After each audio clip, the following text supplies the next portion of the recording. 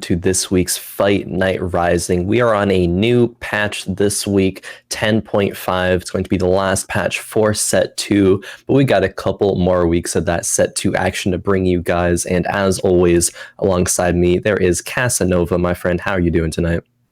Not too bad, buddy. I'm sitting here ready for some crazy Fight Night action, some crazy TFT on this patch. We got a bit of a lobby for you tonight. We got the returning champ Narkez. We got impeeba, who been a popular player around these parts, coming around quite a few times to Fight Night, really making a splash. Deisik, also a previous winner. Got a couple new faces with Gunmay, Humilis, and Ayu, as well as another returning champion in Fluffy. And we got the return of the queen. It's Faye, mother of Dragon Sorks, first of her name, coming back, coming in clutch, trying to reclaim her throne across Fight Night. We'll see what she can do. Yeah, I mean, Faye's reign was near the beginnings of Fight Night's inception, but there's a lot more competition now for her in this lobby. There's Narkez, the winner of last week. We have impeeba, who's consistently done very, very well. Deisik as well, and joining us are going to be those new players who are also very, very strong. But these players will all be competing for part of the prize here. We got $200 total, and $100 will go to the first place winner. Second place is $50. Third and fourth are $25. And as always, the top 3 will be invited back for next week. So that's what these players are going to be eyeing on.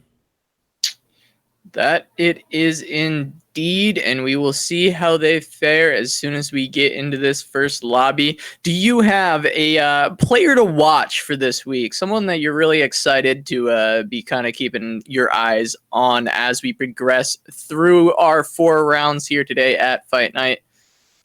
Honestly, a couple of players, honestly, half the players, but I'll narrow it down to a couple. I'll narrow it down to Narkez. I think Narkez came out the gates really swinging last week, and said in the interview that wasn't too confident about the patch, but still kind of played extremely well over the course of all 4 games. So definitely going to be looking at if I don't want to say it could be a fluke, but Narkez said that he wasn't quite confident, but maybe there has been some development there, and if he can do it 2 weeks in a row, that will be very, very good for him. And also Deisik, I think Deisik, has been a top player at top rank in EU for so long. I think Deisik can always make a splash, always, compete and do very, very well. All right, Khroen's got his eyes out for the EU boys, Narkez and Deisik. I've got my eyes for the return of the queen with Faye, as well as always have my eyes on impeeba, specifically on round 4-3, but we'll get to that later as we jump into the carousel here. Everyone diving in, trying to find what they can get. We see a couple bows picked up. There's going to be a tier for Deisik as well. Yeah, tier for Deisik. Man, the carousel looks weird for playing set 3 for a couple of days in PvE, but we'll get that here on Fight Night. Not next week, but the week after. Some set 3 action, but still set 2 for now. Yeah, we're checking Faye Bay out. Faye here has that bow. Yeah, I'm not quite sure that the 10.5 patch has really changed too much in terms of compositions. A lot of the buffs or nerfs were relatively small. I mean, there were a lot of them, but they shouldn't really spice up the meta too much. I think one of maybe the more impactful ones is Twitch got a buff, and while Rangers is a popular composition, if you can really hit everything and get online, that Twitch carry will be a bit more impactful. Same thing with Zed. If you're able to roll that electric lux and get 5 electrics, that damage is increased by 50, which is a pretty sizable amount. It's about a 10% increase of damage there. But besides that, not too much that I think I would really worry about. Well, we'll have to be keeping our eyes on impeeba, who of course is known for forcing Zed every single game.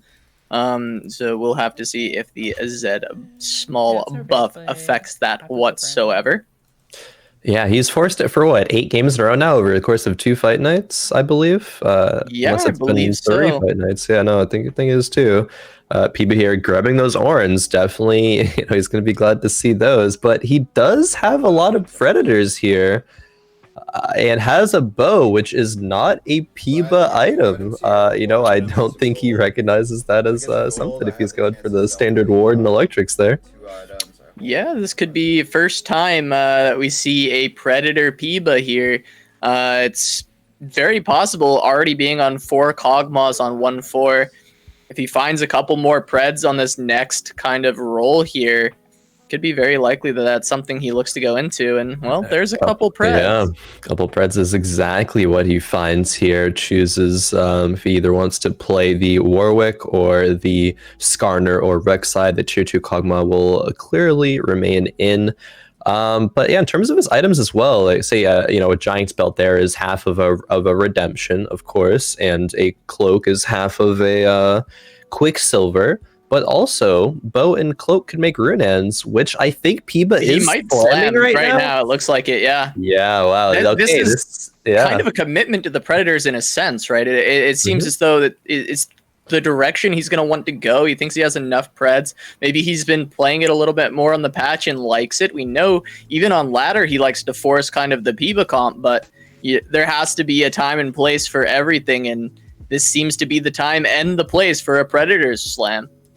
Yeah, definitely. I mean, the time and the place for it. I mean, Peeba, has slammed the Zed composition over the course of 2 fight nights and over the course of just the past 2 or 3 weeks now. I think it is at this point. But Peeba has also, climbed very high in the ladder and dropped very low on the ladder, trying to force that same composition. Maybe now while people have kind of figured out that is the meta, so many people were talking about the Peeba comp, all the big names, pretty much everybody who is, Masters, Challengers, even Diamond, Platinum, they know of the Peeba comp and the strength of it. So there has been people trying to play around that, trying to play against it, or just contest it, which makes it way harder if you're all rolling down a 4-3 for the same composition. So that being said, maybe it is a meta shift away from that now, and Peeba recognizes that he needs to follow up with that as well. Yeah, I mean, whatever will we do if we don't have the legendary Peeba round? Because this is going to be a very different round that we're going to see him rolling down on, potentially after Krugs or even before that, depending on how aggressive he wants to get with it. Yeah, I'm curious we always talk about people, 4-3. I'm now curious about Peeba 3-1.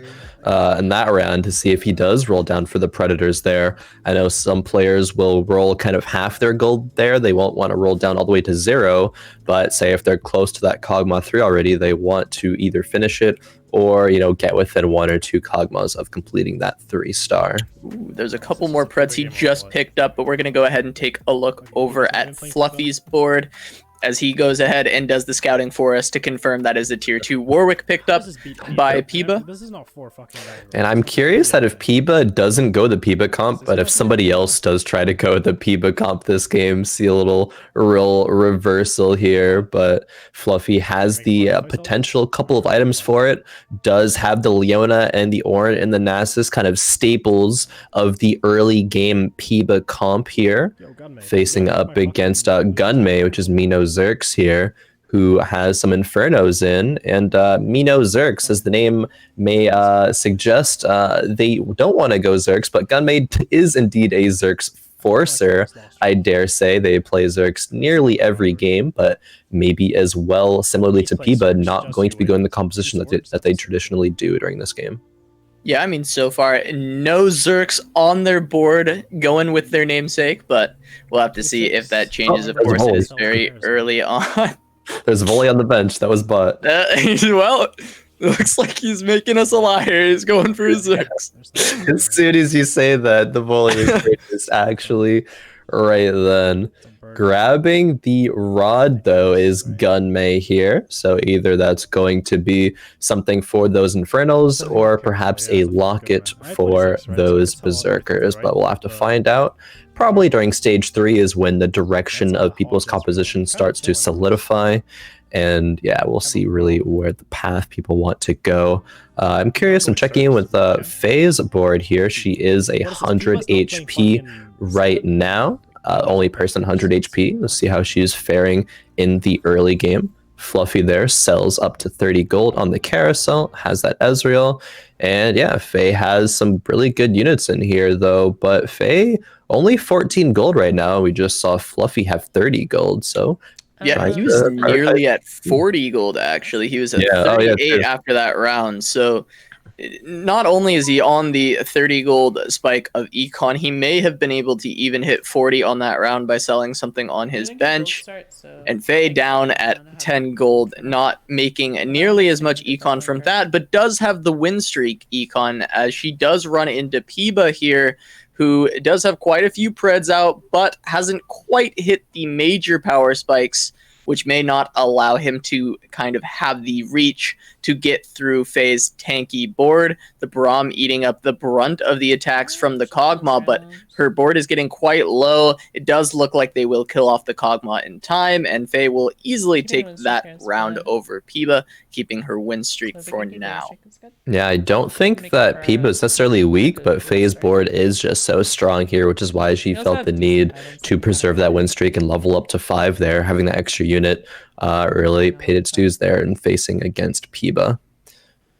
As we go almost into Khroen round here, yeah, Faye will be on probably 20 gold, which usually there's going to be some players in the lobby who are at 50 gold during the Khrogs, but as we say sometimes, Faye looks like, or just people look like they hate money, and Faye is one of those players here tonight, at least at the beginning, though.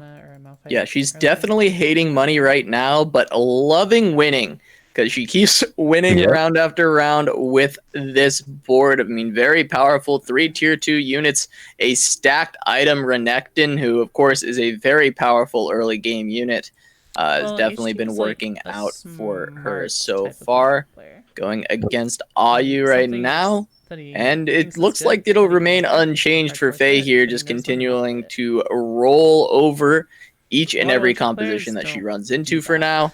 Definitely a very powerful early game, and she'll look to try and extend that win streak as long as possible, since that is her kind of source of econ at the moment. This is not a fucking... I'd be curious to see if she even decides to level up aggressively on round 3-1, but I would assume it'll be a level up on 3-2 as normal.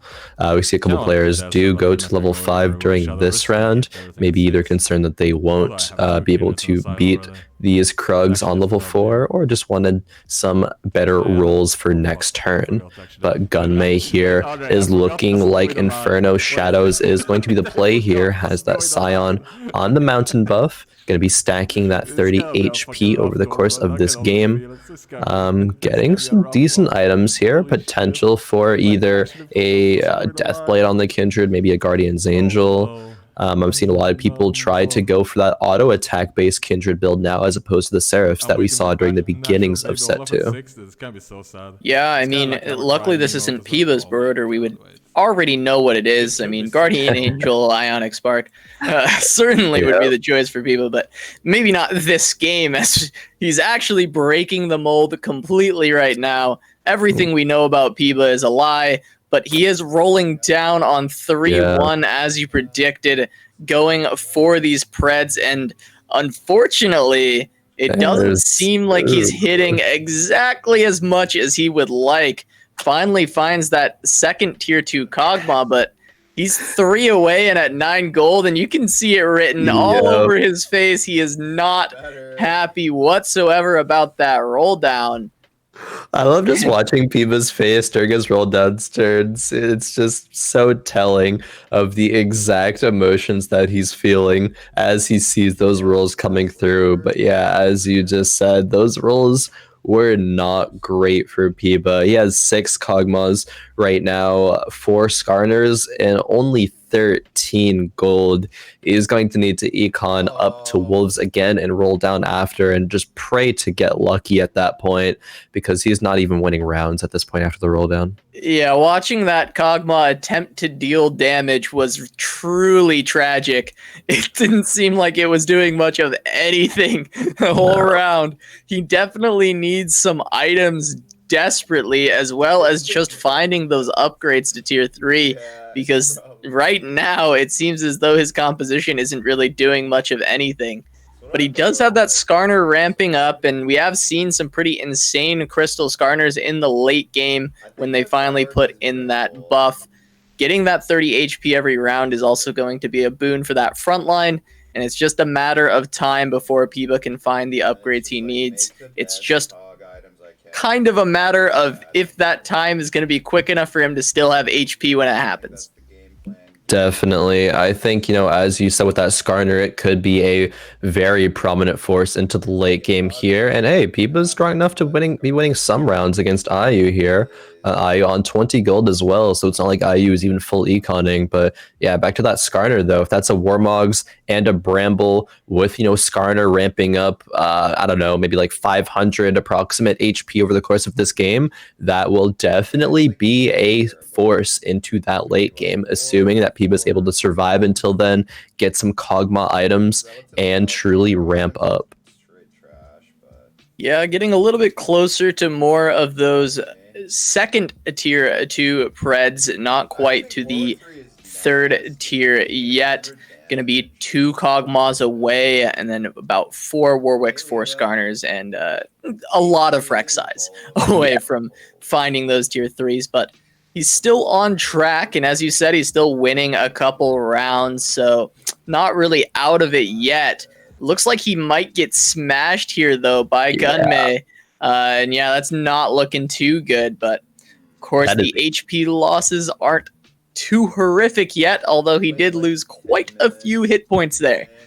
Yeah, that's a strong composition by Gunmay there. Gunmay still on 30 gold, level 6, but has hit Varus 2, Scion 2, Kindred 2, has Diana 2.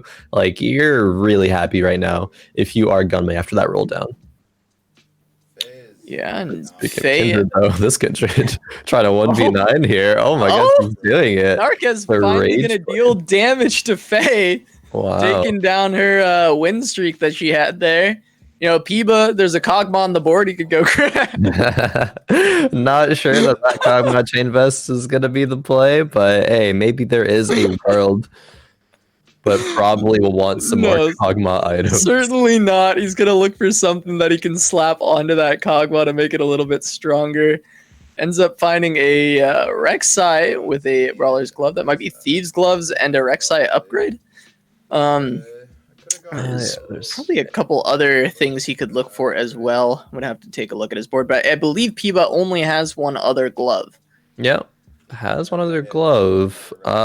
Could decide to make that Rek'Sai into a Rek'Sai 2 and then put it in with Thieves' Gloves. I think when players are going this hyper roll Predators, they do tend to oh, okay, that's a good play there. Puts the Scar or the Rek'Sai, sorry, onto the mountain buff and pops the Thieves' Gloves off, because Thieves' Gloves can only be on a unit when there are no other items, and the mountain buff does count as an item. And yes, they are indeed slapped onto that Rek'Sai. So good heads up play by Peeba there. Yeah, definitely just looking to get as much power as he can at that moment, I feel. So, has a glove, look for one more, gets himself a pred as well, trying to find those upgrades, and he's hoping that he can slowly kind of stabilize this game and allow for himself to scale into those tier 3s. We take a look at IU. Looks like he's been struggling a bit right now, down at 61 HP, down there with Fluffy, who's at 59, and gonna lose a little bit more here.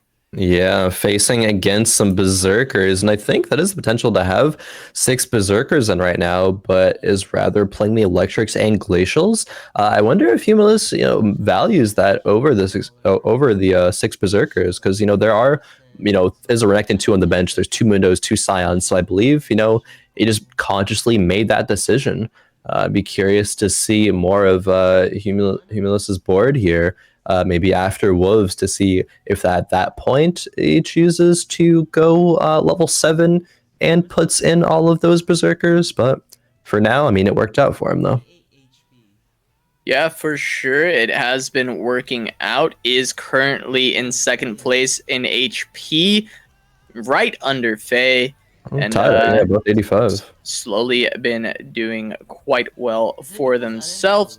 Faye, however, going to be going against IU right now. IU kind of running into the HP leaders back to back.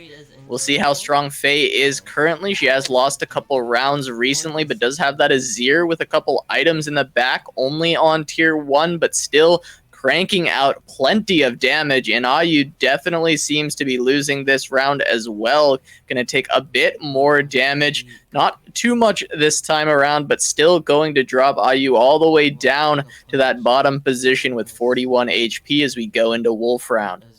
Yeah, IU is going to need to roll down soon in order to stabilize. Being below 50 on Wolves is not a place that you really want to be at. But, we looked at Faye's board there. Faye had already leveled up to level 7 and still had 40 gold to work with because of her early game win streak. She had low gold, but that win streak lasted for so long that she was able to make up that difference. And that's why we see her still on top here, still so strong. The question now is, does she roll down at level 7 after the Wolves again, or try to go 8 at that point? Because she does need Azir 2 before she's probably going to feel, confident enough in that. But we do see Humilis' board here, and yeah, that is the 6 Zerkers in. A lot of items. Has the Nico. Nikos, yeah. Tier 2. Olaf picked up quite a few items on the bench. Where do you think all of those are going? I think the locket's going to be on the Mundo there. Yep, it slaps it on there. Probably Hand of Justice on that Olaf. Seraphs, though, not an item that you really see on Berserkers. You're going to wait to utilize that mana mechanic. Get our Olaf there. So he hops onto the Ash and makes his way to the rest of the field here. And yeah, the Berserkers just tear their way through impeeba's composition here. impeeba still does not have Kog'Maw 3 after that roll down and is on level 6, though. Is selling Warwick's there, I think. I just saw. Yeah, he was actually... Unless there wasn't a Warwick in, which I did miss on that round, he would have been 1 Warwick off of tier 3. Yeah. I assume maybe he had taken out his Warwicks and was only running the Rek'Sai, the Skarner, and the Kog'Maw for his Predators. And that only was his 4th and 5th Warwick that he sold off there. Yeah, that would make a lot more sense and probably was what happened there. But yeah, I did not catch it myself either. But yeah, Faye has elected to roll down a bit more gold, but she has not found any more Azirs.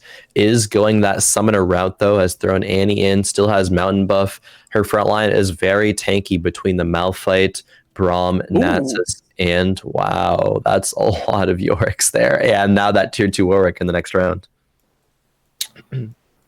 Yeah, that's gonna be pretty good for her going into these summoners to have a tier 2 Yorick. Looks like she'll lose this round, but definitely looking forward to having a tier 2 Yorick in this composition for the next one. Looks like me no Zerks. Yeah, Gunmay looking quite strong with his shadow summoners at this point in the game. A couple Inferno in as well. The name is a lie, though. Mino Zerx. I mean, obviously, Gunmay is a Berserker player, but there's a Scion in that composition for the Inferno Shadows. How dare he? I feel lied to, actually. Unfortunately so. But yeah, IU still looking like he's dropping an HP there at 22. impeeba looking like he's going for the impeeba round, but it's 4-3 now. And I mean, it's 1 away from a Kog'Maw 3. There's that Nocturne there on the bench. Can't even run Steel at this point. Has elected to run Poison instead. That Runan's Kog'Maw will spread Crystal that as decently. well, yeah. Crystal with the Ash has Rangers, but only a tier 1 Ash and a tier 1 Twitch. Not really going to be outputting that much damage, though. Yeah, I mean, the Kog'Maw does have quite a few enemies low that he could start proccing the Predators, but not really going to be able to get much work done. impeeba going to drop to 25, and it feels so weird going into the impeeba round and seeing impeeba already on no gold and not actually doing anything. It's so wrong. I know, it's very... I mean, the roll down on 3-1 was kind of doomed for impeeba, that was very, very telling of just his reaction to it. And obviously, we saw the roll downs. There was very, very few Kog'Maws there. I mean, assuming that impeeba can hit the Cog 3, Skarner 3, Rek'Sai 3, he'll be very strong at that point, right? He's just so close to these upgrades, but not too much HP to work with anymore. And we see players like Narkez and Deisik already on level 8. These EU boys have fast aided, have some decent HP to work with, and are looking to be fairly strong in this lobby. Yeah, absolutely. And they've fast aided while Piba's still sitting here on level 6. And unless he finds something soon, it's looking really doomed for our boy Piba here. Yeah, the rolls Rolls are continue. not looking Okay. good. But there's the Kog'Maw. That's the tier There's one. 3. Can that be enough to kind of help him get through a couple more rounds to find the rest of these upgrades? I'm not sure. Still looking for one more item for this Kog'Maw. Potentially a Ludens with that rod on the bench, trying to find a tier. Does have mostly attack-oriented items so far on this Kog'Maw. Yeah, it might be a Rage Blade, I think, if he can grab a bow there. But, oh man, that Zephyr onto the Skarner so that it can't tank. Just spelled disaster for Piba there in that round. IU had lost, I don't know how many rounds before that, but finally got a win versus Piba. You know, if you're IU, you're like, you know, thank God I won that round. But what does that say about the strength of Piba's composition here, even after he got that Kog'Maw 3? Doesn't bode well. He finds a Rek'Sai, but definitely needs one more of those for it to really matter. Having 8 Rek'Sais doesn't really mean anything until you find the 9th, and it's not sure if he's going to be able to find that. Puts in a couple steal, hoping the tankiness can help get him over the hump of this next round. I like this move. Yeah, I do too. I think that's a better option than having the poisons in there. I don't think they were actually doing too much, but facing Faye here has found so many upgrades though. Watch where the soldier goes. It doesn't go onto the Kog'Maw, but Qiyana does. Qiyana gonna get the stun onto Piba's main damage source, and it looks pretty doomed from the start here for Piba. And it looks like he's going to go down here to Faye. It might even be enough to completely finish him off. I think it will be. It will. Piba's going to go out in 8th here. And you can see the disappointment on his face, maybe regretting his choice to stray away from his composition. Ooh, Fluffy here 4 electrics, but I'll turn to that momentarily. Yeah, Piba, unfortunately, going with the classic Piba being 1st or 8th, it just wasn't with those Warden electrics, though. It was with the Predators, and unfortunately, he didn't really hit. But yeah, back to Fluffy. Has an Azir too, and it also has rolled on level 7 the Electric Lux, and already had an Ornn and Volibear in, so... oh yeah, the Volibear is carrying items for the Zed. I mean, that's definitely going to be a Zed as soon as There's finds it. Yeah, level 8 has 40 plus gold to roll with. I mean, it's a Taric and Yi. That's not a Zed, but those are some 5 costs. Grabbing them so they'll be out of the pool for these next rolls here. Maybe looking to go some Sins as well. You know, picking up the Kianas, the Kha'Zixes. Even another Azir probably won't be able to go for that tier 3 Azir though, but picking up another Electric Lux. Yeah, maybe not a tier 3 Azir, but maybe a tier 2 Lux in the near future for Fluffy as he grabs the second one. Going to be going up against Narkez right now and his Shadow. Shadow Sums? No, it's just Shadows actually. A lot of damage coming out from this Shadow composition. We have our eyes on that Kindred as it's absolutely pumping out the DPS with this attack speed build right now, one-shotting pretty much everything, getting through to the back line, and it's going to be the last one standing. Narkez taking down Fluffy here. Yeah, oh man, speaking of okay. it just passively rolls it there. That's almost, you know, when we watch Piba, the sort of just, well, it just appears right there. But unfortunately, IU as well dropped. That last round, dropped in 7th place, was not quite strong enough. You know, I'd won that round against Piba, but wasn't able to win rounds against many other players, if any. Fluffy here, almost on 3 summoners, just needs that Zed though. There, and we're gonna do that one there. Yeah, as we take a look at Gunmay, he does have the Master Yi in with the Death skip a Blade setup, with dude. the I 6 can't see Shadow that right even now. normally. The Yi Oh, getting in a lot of DPS already. Just, 6 Shadow buff on a Yi. We have Yi, seen been a nightmare in the past, ending Piba's shot last week of getting 1st place as he was taken down by Deisik's Shadow. 6 Shadow Master Yi, also on tier 1. Still showing that it can be a menace in this composition, given even just a single item with that Deathblade. Yeah. Oh, it also has a Hand of Justice. I didn't see that, but Couple Still, items there, yeah, no, but even still, it's a Master Yi 1, and it completely destroyed. It was Narkez, right? Yeah, Narkez's Kindred, who had completely destroyed in the previous round that we had watched. So just the sort of duality of the shadow composition here. There are multiple carries there. It just kind of depends on what the units can hit the front line. You know, just a lot of that fight RNG, as we see a lot in set 2. Yeah, for sure. We're going to go in as Gunmay, going to be taking on Fluffy this time around. We see that Azir in the back, but the shadows in the past have kind of decimated through Fluffy so far, but that's going to be an electric shock taking down the Master Yi, and the carry potential of Gunmay's composition is gone, and now it's all the Azir show as he takes down pretty much the entire composition of Gunmay. But Gunmay's still in a pretty good spot near the top of the table at 28 HP, just behind Fluffy. And we still have some people dropping very low, with Narkez at 4 and Deisik not far behind him at 14.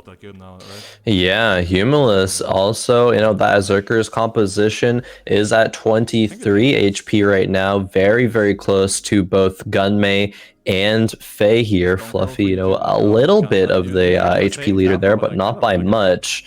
I believe I saw Humilis have 2 Olaf 2s in.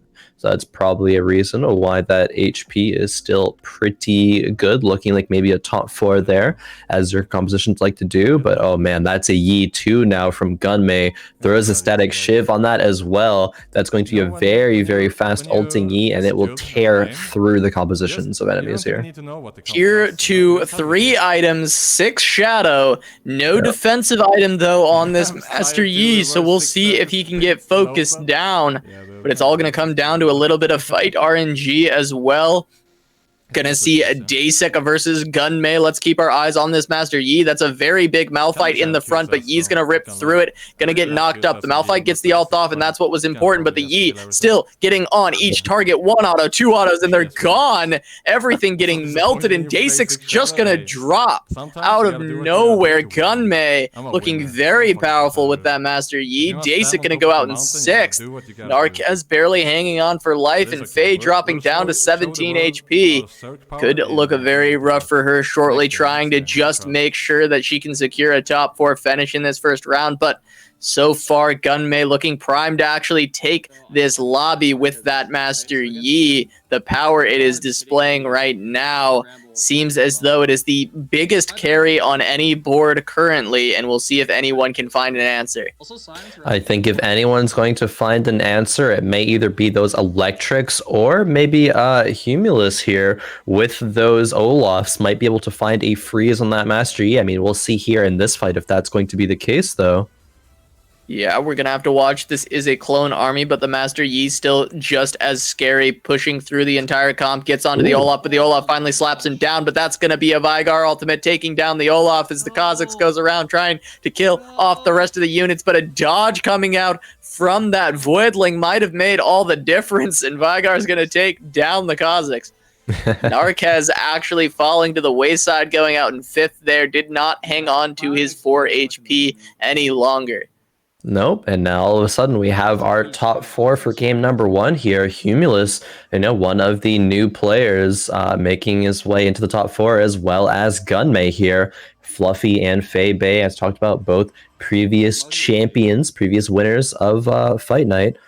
All are pretty similar HP here, you know, 16 HP between Humilis and Fluffy, Faye at 16. All of those players could potentially be knocked out in the next round after Dragon here. It's only really, I believe it was Gunmay, sorry, who is probably has a 2-loss sort of buffer here before he can potentially go out.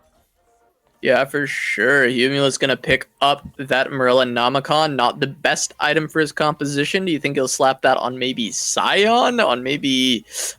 it's hard to say. Maybe not Mundo. Really a great person. Mundo could make sense as well. Gonna have to see where that ends up. Did not quite see what other items people were able to pick up, but I know they are going to be a lot more completed items put on the board. It will go to that Scion. As he runs into Faye, that's going to be a big decimating smash. not quite going to catch on to the Azir, but he does get frozen and taken down by the Kazakhs, and it looks like Faye's composition is falling apart to all these Berserkers, and Humilis looks like he will be able to take this round, but will it be enough to finish off Faye as Fluffy already falls in fourth? Faye going to fall in third, just barely. That final shot coming from the Silver Wing itself going to take Faye down. And now it's Humilis against the Master Yi of Gunmay. And can these Olafs handle him? We're going to have to see. We're going to have to see indeed. And a couple of things here before we get into the next round. Humilis and Gunmay, two new players here, both making top 2 in this first game here of tonight. Also, for Faye's board there, she was holding that GA for such a long time, but decided to put that on Malphite, which I don't think made the impact, which may have resulted in her dying. But we get into Gunmay versus Humilis here, which could be the last fight of the game potentially. Yeah, we're going to have to see. It looks like, oh my god, the Yi just rips apart all of the Olafs, and unceremoniously, Gunmay is just going to finish off Humilis with that Master Yi, just two-shotting each of the carries and say, well, all right, we're done here. Gunmay going to take first in the first round of Fight Night Rising this week. Man, what happened? That fight was over before I knew what was happening there. I didn't even see the Olafs. The Yi just hit them once and they were dead, maybe twice even. I don't know. There was a Blade Master proc maybe there. But yeah, congratulations to, Gunmay. Really starting off tonight's Fight Night strong.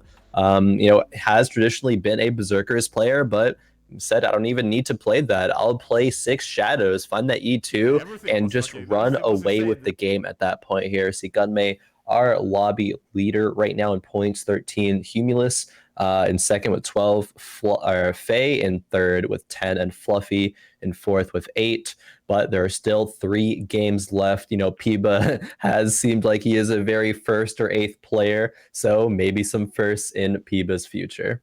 Look, we call it the Booba Boosh, where you rubber band back and forth, but we've seen Impeeba do it before as well, and we may see him do it again, go the last to first, and then we'll see if he decides to take it all the way to another last to first following that. But I do expect we may see some Impeeba comp return here in the next round from Impeeba himself, and we'll see if that can take him to a first place finish and bring him back into this fight night. Yeah, I wonder if Impeeba maybe just got baited there, maybe discouraged based off of the recent, ladder placements that he's got. He's lost a lot of LP recently, so, found 4 Cobmas and was like, hey, Preds are pretty good. I can just roll with Preds and I'll be fine. But the rolls just sort of weren't in favor of that plan here. So we'll see what Impeeba decides to do at this point in order to respond. Does grab a sword, which to Impeeba traditionally is half of a guardian angel, but we'll see if it does end up being that, or if people try to go for something else. Yeah, so far we do see a rod picked up by Humilis. We'll see if any more items create anything interesting here from the first couple rounds. But we do see some returning champions in the top 4 alongside the new blood. Faye and Fluffy did finish 3rd and 4th respectively. Yeah. But Gunmay really coming out strong, trying to make a name for himself with the first place in that first round, finding that Master Yi really took over the game. We actually saw quite a few shadows kind of creeping their way up to that top 4. Wonder if we'll see more of that as the night continues. Yeah, definitely. I think shadows are a very strong composition right now, and we saw the power of it last game there. If you're able to hit the Yi too, Yi was nerfed in 6 shadows being nerfed, and was nerfed just as the base unit itself, but is still so dominant. I'm confident we'll see more shadow players over the course of tonight. But what I also want to see at this point is Gunmay and Humilis who are watching here. I want to see the consistency. These new players are strong enough to contest, that this old blood of Fight Night, these previous winners. But, I want to be able to see an impact here that they can make. Yeah, for sure. And we are going to see an early Warden start here. Tier 2 Nasus picks up a couple Orns as well. That is Humilis. But he does have on the bench got a BF sword, a tier, and a needlessly large rod. We could see potentially Morellonomicon get slapped on to this Nasus if he can find a Giant's Belt. Yeah, also the Potentially looking makings. for a GA as well. Gonna pick up another rod though. That's not really gonna make any of those items you particularly are looking for at this stage. I was going to say if Humilis rolled a Cogmod there, maybe we'll be tempted to go for the Preds because that's already 1.5 Ludens there with that second rod being picked up. No money here though by Humilis. Will not be able to make 10 econ here probably unless he decides to sell his whole bench and win the round. But yeah, it's 5, 9. Yeah, 9 gold on the bench here. Winning the round will give you that +1. You could see him counting it too, it looked like, as he was going across with his mouse, maybe deciding whether or not that is the course of action that he wants to go. Gonna wait and see at least if the round looks like it'll be won. Going against a Kiana with the Guardian Angel, but the Nasus procking that ultimate off, as well as the tier 2 Ornn on the board, is going to be a little bit too much for Peeba's little Kiana there to win. And there's the sell across the entire board. Looked like Humilis counted it out and decided that, hey, that's what I want to go for. Gonna make that 10 gold. Yep, decided to sell the whole bench there. Peeba did make Guardian's Angel though there. That is Peeba on the other side of this round. So maybe we will see the Peeba comp again. Already has the Electrics in as well. Has found the Nasus. That's an early game carry for the Peeba comp. Has not made 10 gold here yet though, but will be looking to do so probably. Has a few pairs on the bench though as well. Quite a few pairs there for Peeba. Not generally units we see it run, but gonna grab that Nasus, gonna throw him in. Sells the GA there already. Sell the Kiana. Yeah, I think this makes Peeba weaker a little bit. I think that Kiana does do a lot of damage. You know, Peeba does have the Electrics in, has that Nasus down the front line to tank with that GA. It's just up to Electrics now to just do enough damage to win some rounds here. Going against Narkez right now, who doesn't have the strongest composition yet, just a tier 2 Warwick. Not many synergies, and it does look like those Electrics will potentially be enough. It depends if this Warwick gets off one more ulti, and the bite comes in, gonna get that execute, a kill off the Warwick, and Narkez will lose the round to Peeba. Yeah, Peeba finding a couple more units that he likes here. Finds that Leona. Finds a Vladimir as well, so probably just throw that in as a just any random tier 2 to give him a bit of power at this point. We are going into Carousel, and Peeba probably wants to make that tier into a redemption. Also does like Morello's though, so may go for Morello's components instead. But we see at the top, or near the top of the lobby here, IU has already slammed a QSS on that Renekton, has a Rod as well as a Kindred and Varus in the backline for a couple of Ranger damage.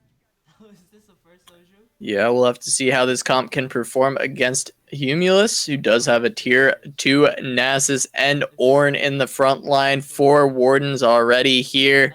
No Electrics, though, which generally is the DPS output for a composition like this in the early game, and that's a massive call to meet, going to hit across every single member of Humilis' comp, and one more is going to come out, and that Renekton just absolutely decimating this round. We'll see if the Nasus can do enough here, but it looks like he will be slain by his brother as well. Renekton going to take him down. Yep, that is a dream scenario for that Renekton, being surrounded by 4 units that don't deal a lot of damage, so they'll hit you so that you can gain mana, but they're not going to kill you fast enough to get before you get that Call the Meek off, as we saw right there. But we do hop into the carousel round here. We see Humilis take that bow, Gunmay taking a vest. A rod was taken there by somebody. I believe that is Faye. Narkez deciding what item he wants, which is a tier. IU and Deisik left at the end here. We'll see what they'll pick up from the scraps. It looks like they both wanted that sword. Yeah. Deisik's the one who's going to be able to grab it. And IU just trying to figure out what he wants. Going to end up deciding on that rod. Yeah, that rod I think is still good. It could be a Rage Blade for the Kindred. There's another Kindred in shop there, so yeah, maybe going to be some Inferno Shadows here. It is an Inferno map as well, so yeah, the Kiana is also taken there. That's a level up, and I'd be surprised if it wasn't a Rage Blade slamming the Kindred. And yeah, it looks like it's going to be just that. I think IU is pretty strong right now, and is already towards the top of the lobby. May even run into Deisik and take out the Deisik streak. Yeah, we'll have to see if that's the case here. going up against impeeba instead.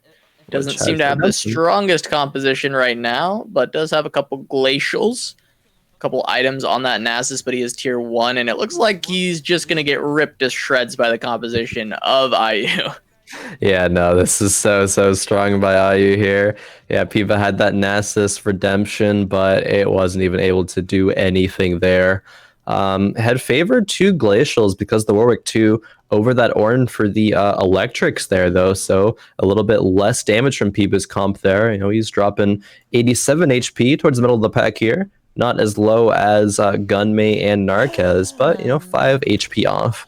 As we do check in with Faye's board here, who has also elected to slam that Rage Blade, but it is on in vain right now. A little bit lower quality unit than the Kindred, but still, you know, gonna do a bit of work with a Rage Blade early on. Gonna run into impeeba. We just keep cycling around seeing impeeba get his ass kicked, and we'll see if that continues here as Faye goes against him now. But the Nasus is kind of in the middle of things, being able to get out quite a bit of damage, and this one's looking a lot better for impeeba this time around. The Vayne has quite a lot of attack speed, and it is actually going to kind of tear through the entire composition, but that Vladimir able to stay alive and stabilize with that transfusion, and it looks like Vlad will be able to take the rest of this round. So impeeba gonna break the curse of us watching him get beat down, and gonna take down Faye this round just barely with his Vladimir. Yeah, Faye on a 4 loss streak there, so I'm sure she's not even too disappointed about that, gaining a +2 extra gold for that loss, as opposed to the +1 gold for winning. And only lost to 1 unit there, that one Vladimir, so probably good for both players there, that outcome.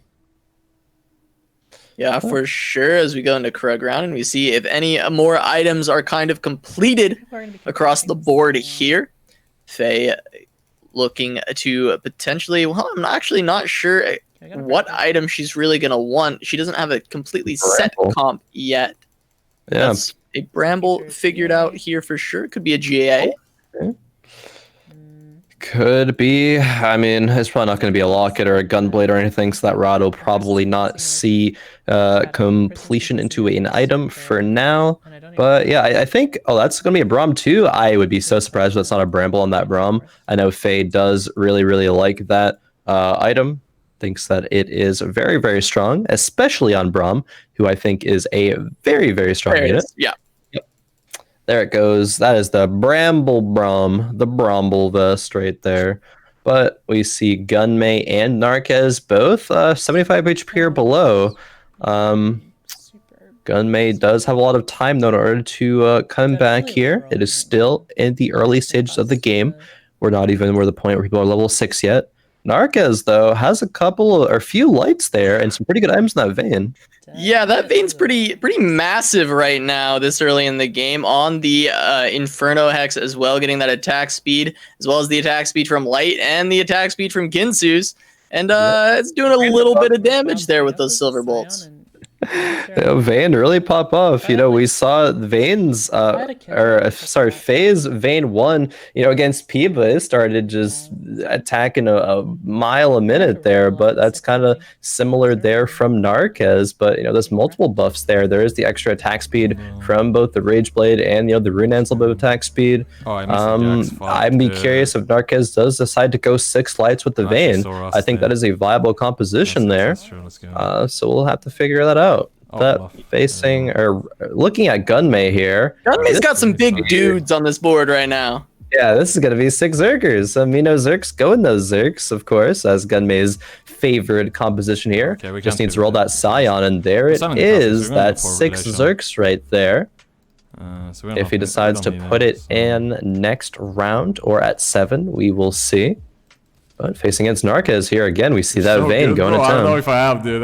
Yeah, we got a couple of Zerks making their way towards the back line, getting that electric damage going off here. The Ornn trying to get that Bellows Breath, gonna take down the Vayne. Yeah. Vayne not able to output enough damage there. I thought she might, but I was mistaken indeed. Though electric from that Ornn, able to deal enough until that Mundo came over and sort of sealed the deal there. And yeah, that will be 6 Zerkers. Wait, there's only 3 items from Gunmay here in play right now over Krugs over the first initial PvE rounds, the carousel for stage 2, and the Krugs. There's only 3 items here total, so very, very low items from Gunmay here. Probably will get a lot over the course of Wolf and Raptor round though, but still has found the composition, so can't be too upset there. Yeah, Gunmay had a lot of losses early on, dropping kind of low at 67, but I think he will stabilize quite a bit here. Take a look at IU. Does have Vayne again. Yeah, the Vayne going against IU. Vayne gets onto the Kindred before Kindred gets onto the Vayne, and that's probably going to be enough damage to take her down. Got quite close, but the Kindred, of course, not having the good target priority and getting to that Vayne in time. Narkez going to win another round with that Vayne. Yeah, IU taking a loss, but still the lobby leader in terms of HP here as we head into the stage 3 carousel. Gunmay opting to take a bow there for that Olaf, most likely. Narkez taking a vest. Not quite sure. I don't remember what Narkez is running. Might want to check in with him relatively soon to see. But we'll see what scraps are left over for Deisik and IU here at the top of the lobby. Faye electing to take that cloak. But looks like they fight over that belt. Yeah. Again, another item being fought over, but this time IU on the right side of the carousel to pick it up. Deisik going to settle for a tier, which generally I don't think you're too upset about. Right, Narkez is this Vayne. We keep running to the Vayne. I just don't register that it is Narkez who is the Vayne. But yeah, I think that is a role for Lights here.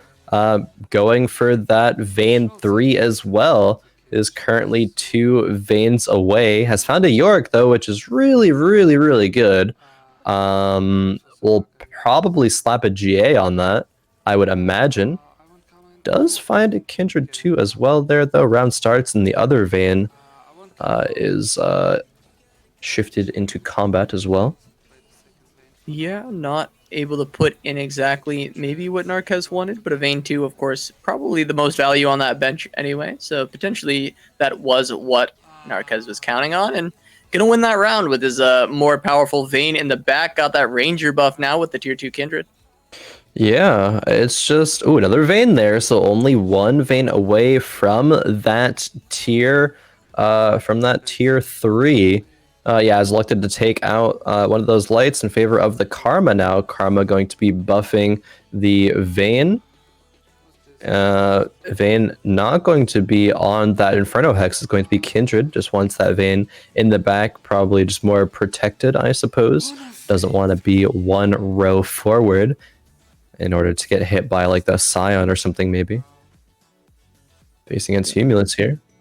Yeah, and all his Wardens does have that Azir, but he moved the Vayne back just for her to walk forward immediately at the start of the round.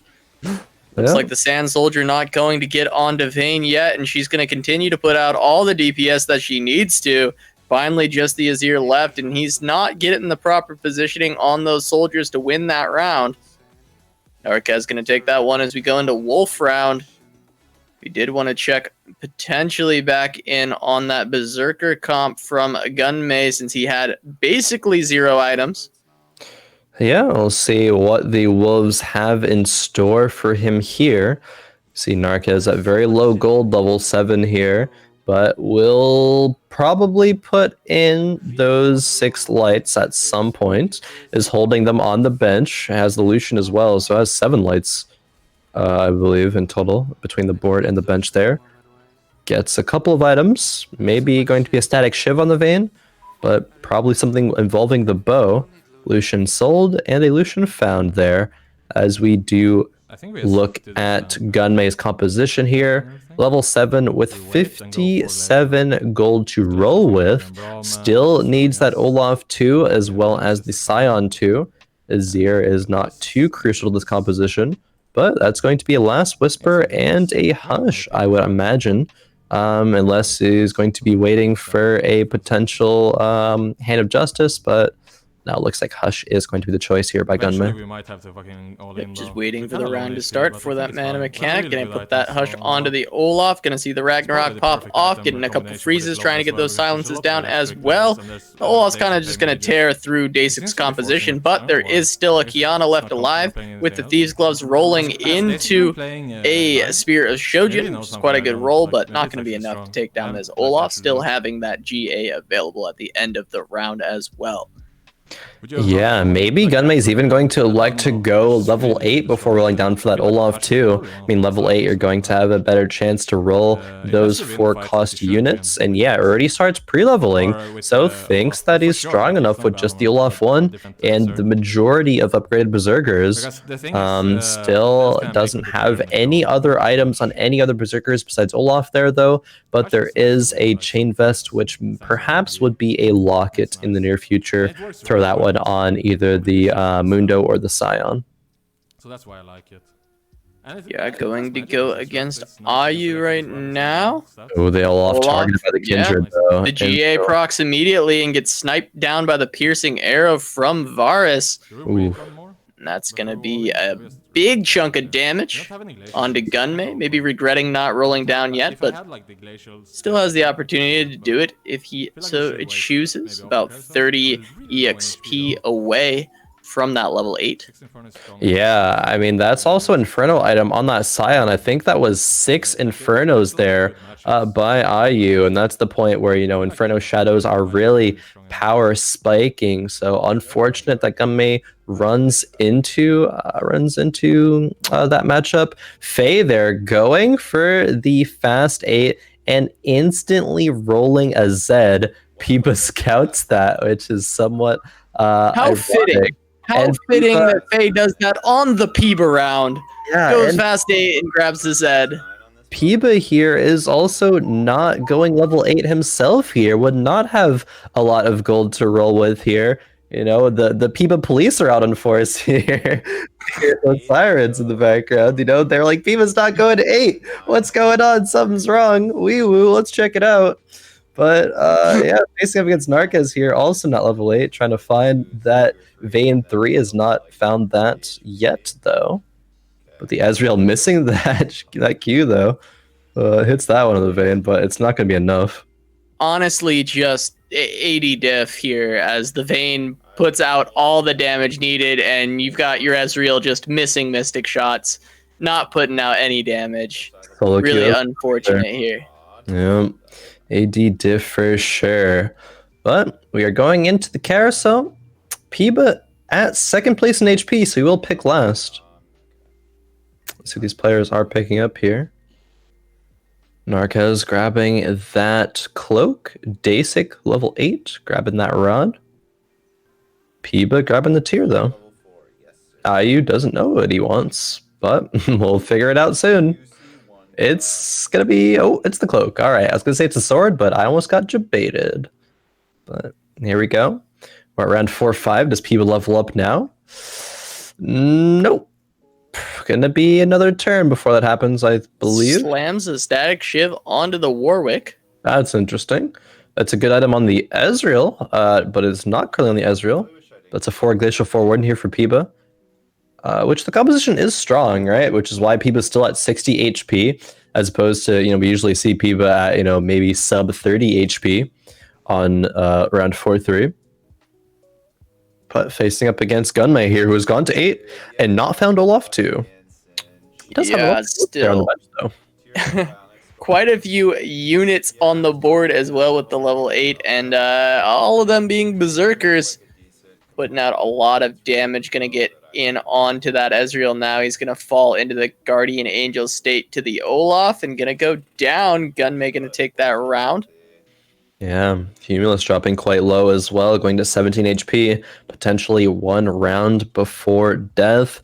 Peeba not electing to go 8 here, thinks that he is healthy enough to go 8 after the Raptors round. However, it's a matter of if the Zeds are already found and taken at that point.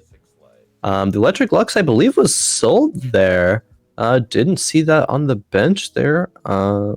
As Humilis has a Z on level 7, a bit of a high roll there. And I believe Faye also had a Z. So, Peeba going to be a couple Zs down in the pool when he starts to look for his own. Yeah, I wonder how that will affect Peeba's play, if it will at all. We're going to have to keep our eyes out to see what he decides to do when he goes to 8. It will very likely be on this next round here. Yep. Going to be after the Raptors, but yeah. Definitely facing up against Fluffy here is Peeba, and that Azir is so strong, has the QSS for the defensive item, has the Rage Blade, which is a staple, and has that Jeweled Gauntlet to be able to crit. Oh no, Peeba is rolling a little bit here actually, because he wants to be the first ones to find the Z, I believe, on the roll down. So yeah, he's doing just that. Not finding any. Cloud Lux, but that's not exactly what Peeba wants. Not really even finding any legendary units. Gonna stop at 20 gold here. Doesn't want to roll down to 0, given that it is a PvE round. But hopefully for Peeba's sake, you'll be able to find something soon. Definitely wants to have a better performance after going 8th in the first game. Those items, I mean, can make an Assassin, can make a Glacial, can make an Inferno. Those are the only options there. Finding some Malphites, but not really finding... Okay, there's gonna be Morellos. Yeah, that's definitely gonna be Morellos there. Thrown into combat. I think Peeba should keep rolling here, though. But maybe thinks he's strong enough? With... Commits the GA to the Singed already. Yeah, already has another GA on the Ezreal. True. In which, the redemption will go onto there. That will just be an Assassin item just slapped onto the Volibear there. Volley Assassin. Pog. But running to Humilis, who has that light Zed now. Wow, that's going to be strong. Well, that's very, very powerful for Humilis. Yeah. And the light Zed has a very strong Azir in the backline as well. Going to take down Peeba's composition here. If that's a Z2 from Humilis, maybe in the future, that's looking like a first place composition there. So has stabilized. But Faye, though, dropping down to 3 HP here.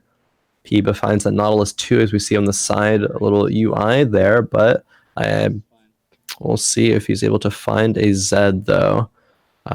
Karma going to be buffing that Azir. Humilis does not want that Zed to get Zephyr'd, so swapping around that position a lot of the time. Just wants to remain as safe as possible. Facing Deisik here, who has elected to go Ocean Mage, though. See how strong that this is versus Humilis' comp. Yeah, we haven't really checked in with Deisik recently, but he's doing quite well at 2nd place currently, and we see that Pyroclasm coming out from the Brand, the double cast dealing a ton of damage here as the Vigar gets the double cast as well on that Primordial Burst, taking down pretty much this entire composition, but there's still a Zed in the back line getting another Shadow off, but we're going to see that Pyroclasm and another Burst from the Vigar take down those Zeds. Humilis going to fall there to Deisik, and that puts Humilis in quite a bit of danger, down on 7 HP. If he runs into Deisik again, that could spell lights out. Yeah, just rolling here for any upgrade that he can find. Trying to find that Karma 2. Is unable to, though. But Deisik seemingly very strong there, so maybe Humilis is able to beat some other players here. That Thieves' Gloves rolled into a Zephyr, but Humilis already having played Deisik does not have to worry about that Zephyr in particular. Facing Narkez, though, with that Vayne 3 now. There it is, the Karma buffing it up. We're going to watch as these Silver Bolts kind of shred through the front line. The Unstoppable Force coming across on the front line of Narkez. Going to get a big knock up there, but the Vayne does have a Sand Soldier on the back, hitting her, but doesn't quite finish her off, but the Zed does. A lot of shadows still up and around, all the light buffs going on to these Zeds, and that's just going to be far too much for Narkez. Going to take a little bit of damage here, as it is just the Zed and the Azir remaining. Not going to be too much as we see Faye fall out in 8th place. Humilis and Fluffy not far behind with 7 HP remaining. Yeah, really, really close. There are 3 players potentially in one shot of dying here. Faye, unfortunately, is our 8th place finisher in this game. She did get top 4 last game, but a bottom 4 in this game. Still a couple of games left to go for her, but we still have the rest of the lobby here, and this is the point in the game where it really accelerates, where players start falling, start dropping like flies even. Yeah, we're on to Deisik's perspective. He grabs a red buff here. Yeah, interesting. I mean, Deisik last pick there, probably just didn't have any other solid item there to take. Deisik rolling for the upgrades of perhaps either a Malphite or a Talia, maybe a Syndra 2 remake to slap those Thieves Gloves on that Ocean Lux, actually. That is 6 Ocean, 6 Mage from Deisik here. An extremely strong composition here. No wonder that he is in first place currently. Good roll in that Lux there. Yeah, we'll have to see which soul is unfortunate enough to run into him, and it is, in fact, impeeba. But the Zephyr on the Zed, though. Yeah, that's going to be huge as the first Pyroclasm comes out from the brand, bouncing around across the entire composition of impeeba, who, of course, has still found his Zed finally. Yeah. But I'm not sure the Zed is going to do enough against this Ocean Mage composition. Actually comes quite close towards the end of that, but impeeba going to take a little bit of damage, dropping down to 10 HP. But Humilis and Fluffy falling out in 7th and 6th. We talked about how close they were to falling, and there they go. Narkez down on single digits. Yeah, now impeeba almost on single digits himself on 10 HP just outside of that. Deisik going to be looking to play this Nami here, I suppose. Nami definitely a better unit than a Thresh 1. Not a Malphite 2 yet for Deisik here, but still is finding wins. That Zephyr was so key to beating impeeba there. I don't think if that wasn't a Zephyr, impeeba would have won that round, I believe. But facing up against Gunmay here with that Singed 2, though. Yeah, and all of these Berserkers on top of it running around. We're going to have to watch if this brand can deal enough damage, and it really looks like he can. The Pyroclasm across dealing 4.4k damage. Taking out Gunmay's composition. I thought Gunmay may have a good chance there, given that that is a Singe 2 with Poison, and Poison, you know, one of the best counters. Oh, that's quite the roll there from Deisik there. Not only rolled a Malphite 2, but also rolled another Nami and another Lux as well. Man, if that's going to be a tier 2 of both of those in the near future, that's going to be pretty insane, and maybe a Deisik win, depending on the strength of everybody else. Yeah, lobby's looking pretty good for Deisik so far. It looks like that is that an Ionic Spark, or is that a Last Whisper? It is a Last Whisper. It's not exactly what you want as a mage. No. Ionic Spark would have been a lot better. The Nami too, just there's a Nami too. Yeah, and does decide to put the Thieves Gloves on the Nami, sold that other Syndra off for just the Syndra 1. Syndra, you know, only really there for her synergies for the Ocean and for the Mage. I thought the Thieves Gloves would go on the Lux, but Nami 2 is no slouch herself. Look to impeeba here. Impeeba is sitting on a 2 Zeds, but a Singe 2 though, with 3 very, very strong items. See Deisik here fighting a Khroen, but that's going to be 6 shadows here. Probably not enough, though. With no items. The carry seems to be the Kindred. Brand being Zephyred is a big deal, but that's a big laser coming across from that Lux. Pyroclasm getting pretty good bounces overall. Going to help take down the Shadow Army. Deisik going to be able to win that round. Yeah, Narkez and impeeba falling. impeeba making the top 4, though. Narkez going to fall out in 5th. Narkez in 5th, impeeba in 4th. So impeeba was not able to hang on with the Z1 and the Singe 2. Maybe if that was a Z2, it would have been a different story. But we see Gunmay here looking incredibly strong as 2 Olafs in. Isn't running Poison, though, in favor of having that second Olaf 2. Against Deisik, I'm not sure if that's going to be the correct move, but perhaps against Ayu it would be. That second Olaf getting Zephyr. Yes, it is. Can Gunmay take it out, though? Yeah, all these Berserkers putting out a lot of damage. It has kind of reached past the point of where they get outscaled, though, and this Inferno Shadows going to take down Gunmay. Yeah. Gunmay 3rd place there. Deisik actually losing the round as well. Yeah, wow. Deisik losing to Ayu there. Interesting result. Perhaps it was due to that Zephyr. I think the Zephyr would have caught Deisik's Nami there, given the position that we saw it at versus Gunmay. So maybe that reason was why that round went that way. Only real upgrades that Deisik can find here is that a Lux, but I suppose a Talia 2 and a Syndra 2.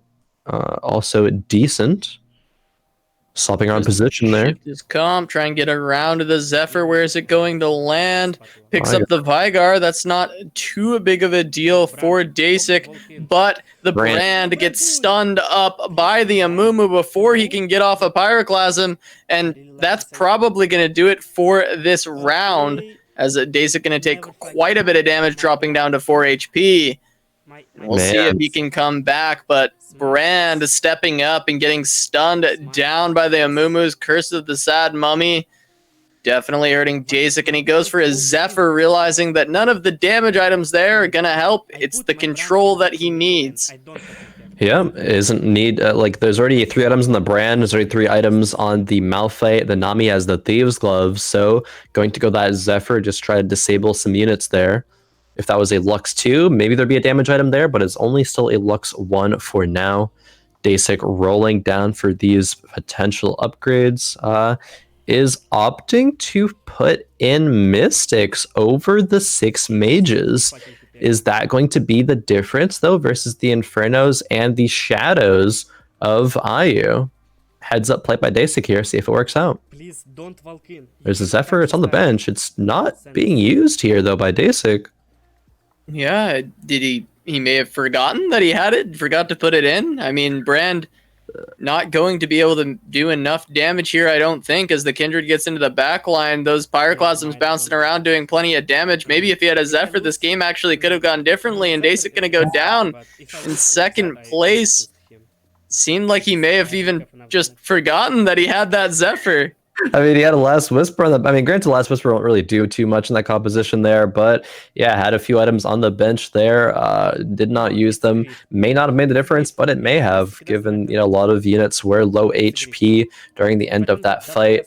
But either way, that is Deisik in second place, and it's going to be Ayu taking first in this game. But Gunmay, who went third that game, is going to be our point leader right now.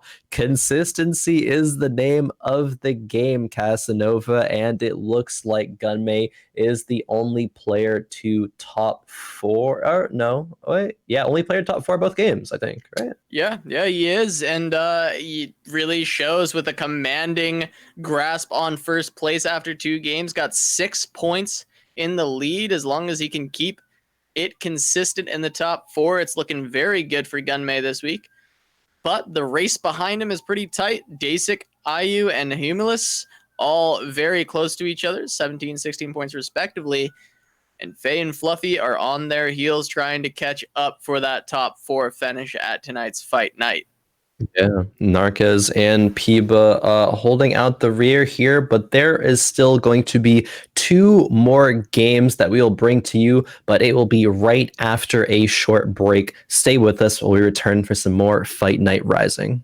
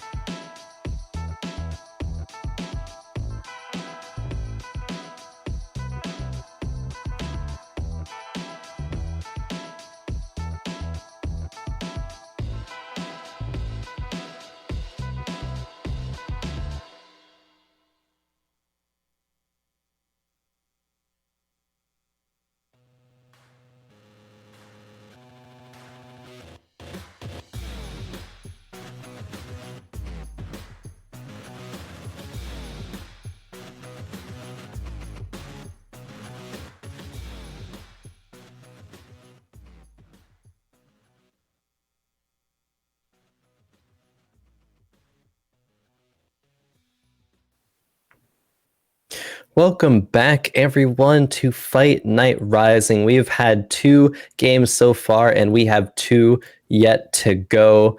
And I wanted to check back in, with these scores really quick to just kind of tell the story of tonight so far. We have Gunmay in here, first time Fight Night Rising competitor, starting out here with being the only player to be top 4 both games. We see Deisik, who has been a Fight Night winner before, a very, very strong player, is tied for second place, but is still 6 points behind. Granted, over the course of the next 2 games, a lot could still happen, and generally it does come down to the final game and the placements in that to really determine who the victor is going to be, and we might have another situation like that here tonight. But I just wanted to, demonstrate the fact that Gunmay is performing very, very well here in his first time, and I'm excited to see what more that he can do into this game if he can remain consistent and get another top 4 placement. Yeah, Gunmay really is a player to watch for the rest of the night here to see if he can hang on to this first place position. And going in, we're going to have to see what item he was able to grab. I didn't quite catch it, but Deisik grabbing a rod with his Varus here on another Inferno map. Yep, we've had Mountain and then Inferno. Inferno, I believe. Deisik here with the Varus. There is a world where that Varus is kept to maybe go for some early Infernos, early Rangers perhaps, if a Kindred is somehow found. Deisik here grabbing a pair of Leonas from that box. Not there. bad. Yeah, no, pretty good. Generally, if those units are not a pair, the 2-1 cost, it feels pretty bad. But hey, right there there. You go. All right. Tier 2. It's as easy as that. Probably going to opt to sell that Varus, but at least holds it on the bench for now. That Vladimir is something that Deisik is seemingly prioritizing right now, so maybe going to be another Ocean Mage game from Deisik here. Maybe that's why that he wanted to start with Rod in the first place as well. Yeah, maybe feeling like that comp's pretty good. People aren't really going for it too much right now, so it's pretty uncontested. Maybe liking definitely. that for the future games, seeing that as how it can get a pretty good placement, as we saw in the previous game, getting second. If he can ride out a couple more seconds, that could easily move him into the first place position, as long as Gunmay doesn't continue his streak of top 4s. That's another tier 2 unit offered to Deisik. But the Thresh expected, the Thresh is instantly grabbed, instantly put into play after acknowledging, of course, the triple Maokai on that roll, which probably will not be taken, but could be depending on how much gold that Deisik has at the end of this round. But I think going back to the point about the Ocean Mages, if that was a comp that was contested, it would probably lose a lot of value. But if Deisik is able to grab this composition uncontested, be able to find that brand too, early enough on into the game, it will probably be very successful for Deisik. And yeah, it does grab the Maokai too, may end up selling it off here in order to make money, but has that, does just there, but has the Talia too to put it on the next level. I think this is or maybe you can put it over the Vladimir now, which does decide to do that. Doesn't value the 2 oceans if it's not units that can really benefit from it. So a good start for Deisik here, I think. Yeah, Deisik picking up the 3 trees before quickly realizing he is on the Infernal map and didn't want to start any kind of forest fire here. Gonna go ahead and there by off Maokai. Not gonna keep him here. It decides to level up to 4 as well. Deisik going to be very aggressive with his gold here. We see 10 gold for Ayu, but Deisik not going to be able to make 10. Decides to level up to guarantee that he's going to start winning here. Throws that Kiana in because Kiana is a solid unit. Doesn't put in the oceans, but I mean, still winning the round though. Yeah, he just has such value in the units that he currently has. I mean, tier 2 Leona, tier 2 Talia, that's already going to be enough to win most rounds without anything else really helping out. So just having a high value unit like Kiana this early, and Thresh even being quite powerful in the early rounds, since the shield value can be quite overwhelming for these low damage compositions that you'll see in the first 2 stages.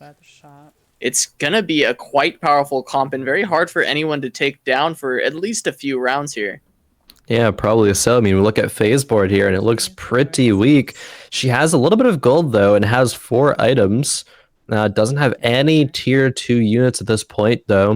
Going to be facing against Humilis, who has a Zephyr and a Hand of Justice on that as well already. That's going to be fairly strong. Has Desert Synergy in here as well between those 2 units. Yeah, gonna have that Sand Soldier come out, pretty much decimate the front line here. And Faye, of course, having a pretty dismal composition so far.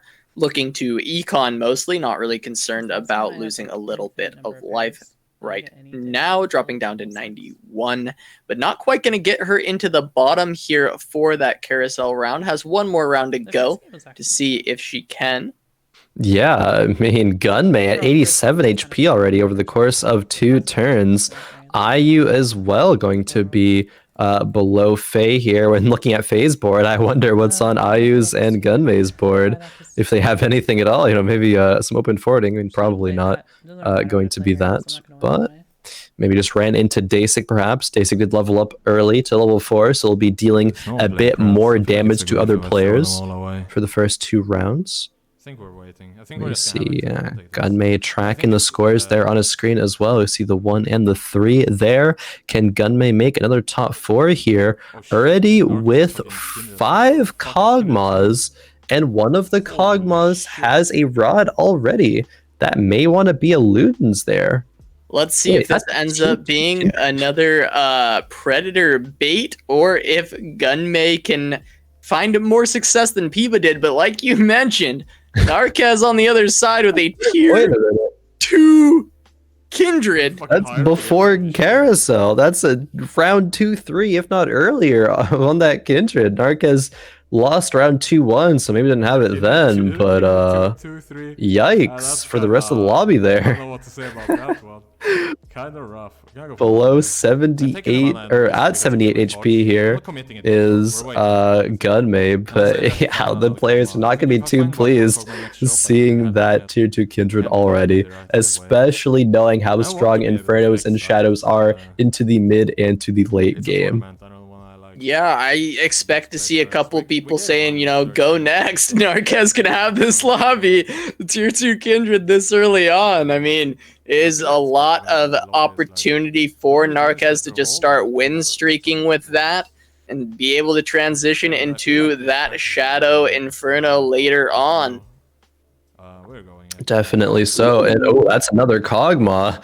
You know, as opposed to impeeba, with those Kog'Maws not really finding that many during game number 1, Gunmay here has already found 6 Kog'Maws 2 rounds before the Krugs. Now, granted, Gunmay is a bit low on HP, given that he's ran into some very, very strong people, but that's already going to be a tier 2 Warwick as well. Doesn't have any wreck size, but still, I mean, this is a good start, I think, if you are Gunmay.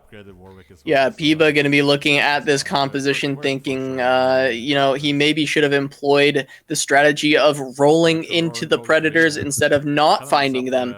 Would have been slightly better when going that Pred composition.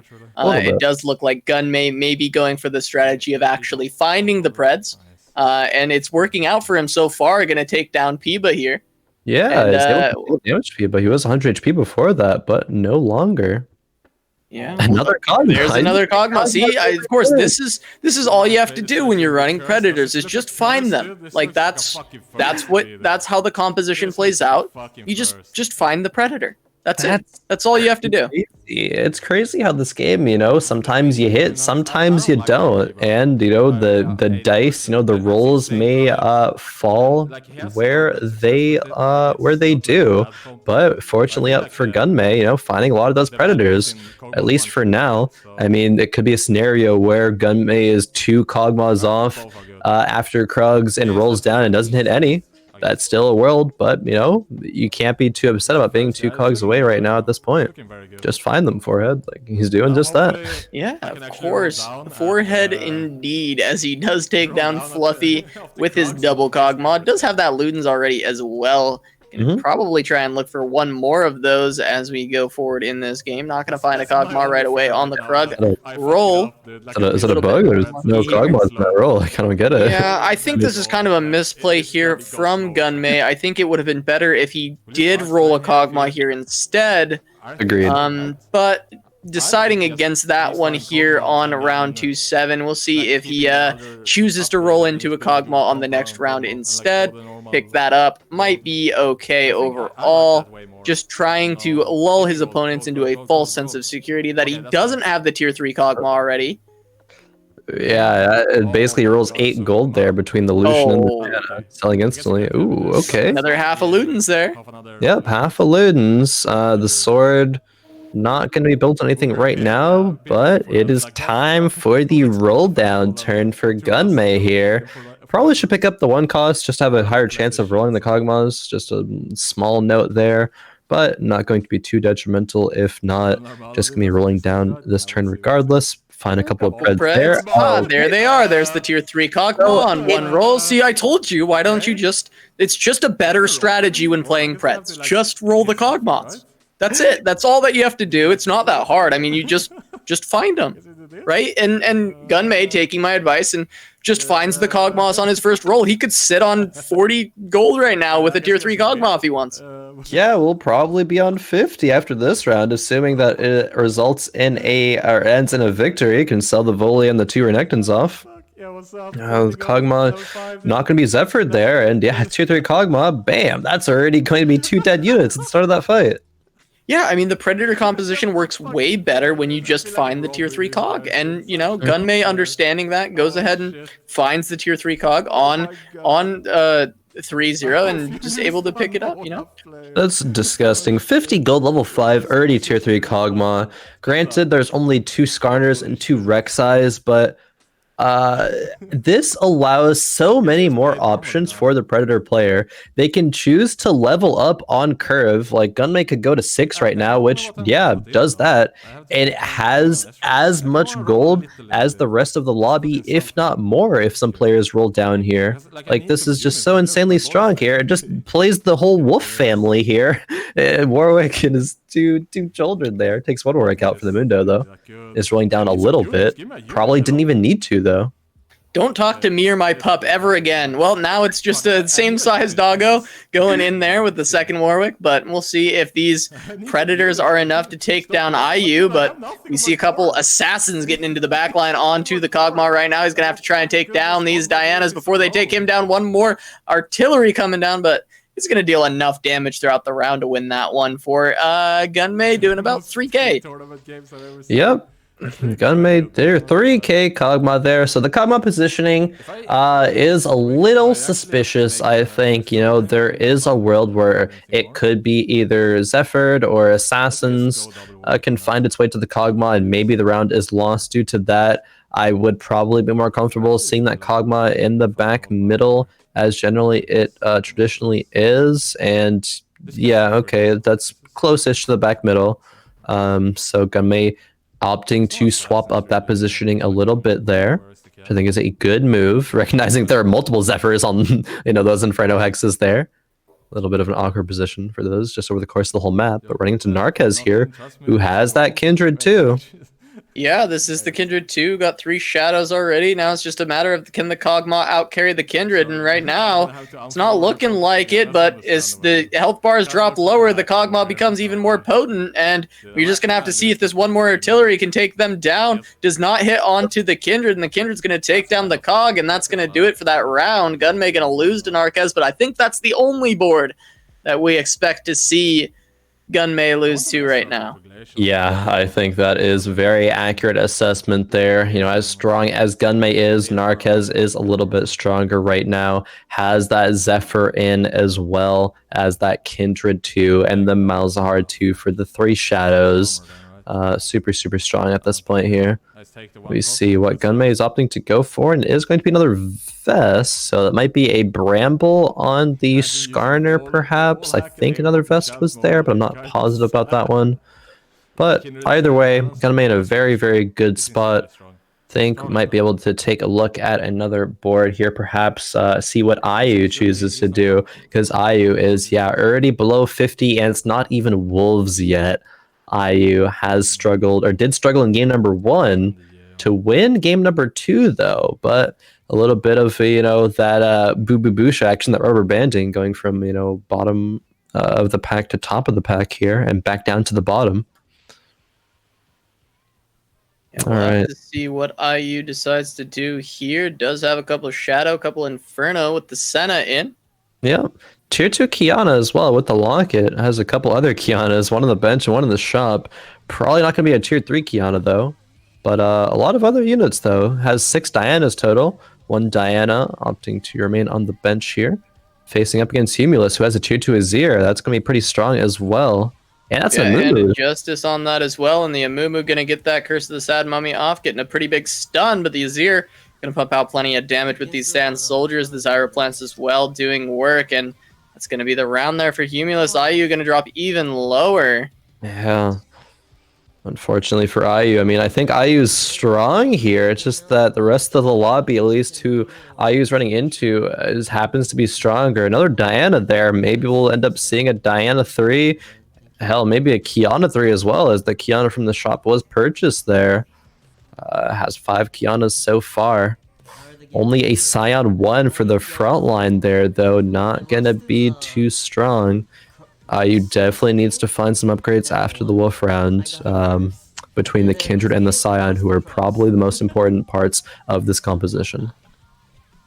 Yeah, going to be digging for those as he is down on 38 HP, going against Faye, who's got a Wizard Rock with a Bramble.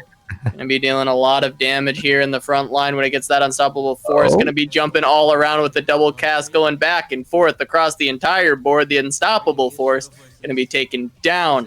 IU's board. It's always very funny to watch. Yeah, that's a very early tier 2 Malphite with a Bramble and a Mage Cap there. That's going to be very, very strong there. Malphite probably did the most damage there on that last fight from Faye's board, I would imagine, given just the raw power of that ultimate with the Bramble damage combined there. But Deisik was also looking to go some Ocean Mages, so, you know, we talked about earlier the fact that that comp is successful when it's not contested, but Faye choosing to contest it here. I wonder if Deisik has swapped what he wants to do, or is still on that Ocean Mage train. Yeah, we'll have to take a look when we can. Yeah, Deisik is on the side there. Did find a Malphite 2 of his own. Maybe not a Mage Cap, though. Yeah, well, Yeah, wow. Thieves Gloves instead, though. Yeah, Thieves Gloves, and has triple item on that Singed with the Morellos, Ludens, and the GA. Yeah, scouting Faye there, saying, hey, you have the items that I want. This is what I want for my Malphite. But running into IU here with 2 tier 2 Kianas. I'm just not sure it's going to be enough. Has found the Kindred 2, though. The Kindred 2 definitely going to help out quite a bit, but the Malphite going to get that Unstoppable Force down onto the Kindred. Going to try and kite back, prancing away, but not going to be able to do enough as the Malphite's going to go ahead and slap her down. Yeah, IU 16 HP. Yeah, it's pretty rough for IU. You know, impeeba down at 22 as well, a little bit down in the dumps himself. Hey, you know what round it's about to be? No. It's about to be the Peeba round, 4-3. We're gonna head over to Peeba's board when we can for that round, but till then we got 4-2 with Deisik. See what he decides to do to set up for the Peeba round to see if Peeba's gonna come back strong. It looked like that chain vest we talked about earlier on Gunmay's board ended up being a Guardian's Angel for his Kog'Maw. Yeah. As we see the battle of the rocks, the Unstoppable Force meets the immovable object, but the Unstoppable Force is going to be popping through onto the other Malphite, stopping him from ulting immediately, but looks like Faye's running into some trouble with the Singed running through, dealing a ton of damage with that Poison Trail, and yeah, wow. Overall, Faye's Malphite may have done a lot of damage, but the Singed of Deisik did even more. Running man with the book, proving to be very strong here. It's the Peeba round, but Peeba's not going for Zed. Peeba's going for lights this game. How the tables have turned, how things have shifted here. Double Nico onto the Yorick, which if we look at Peeba's HP here, yeah, he needs to slam Checks out right now.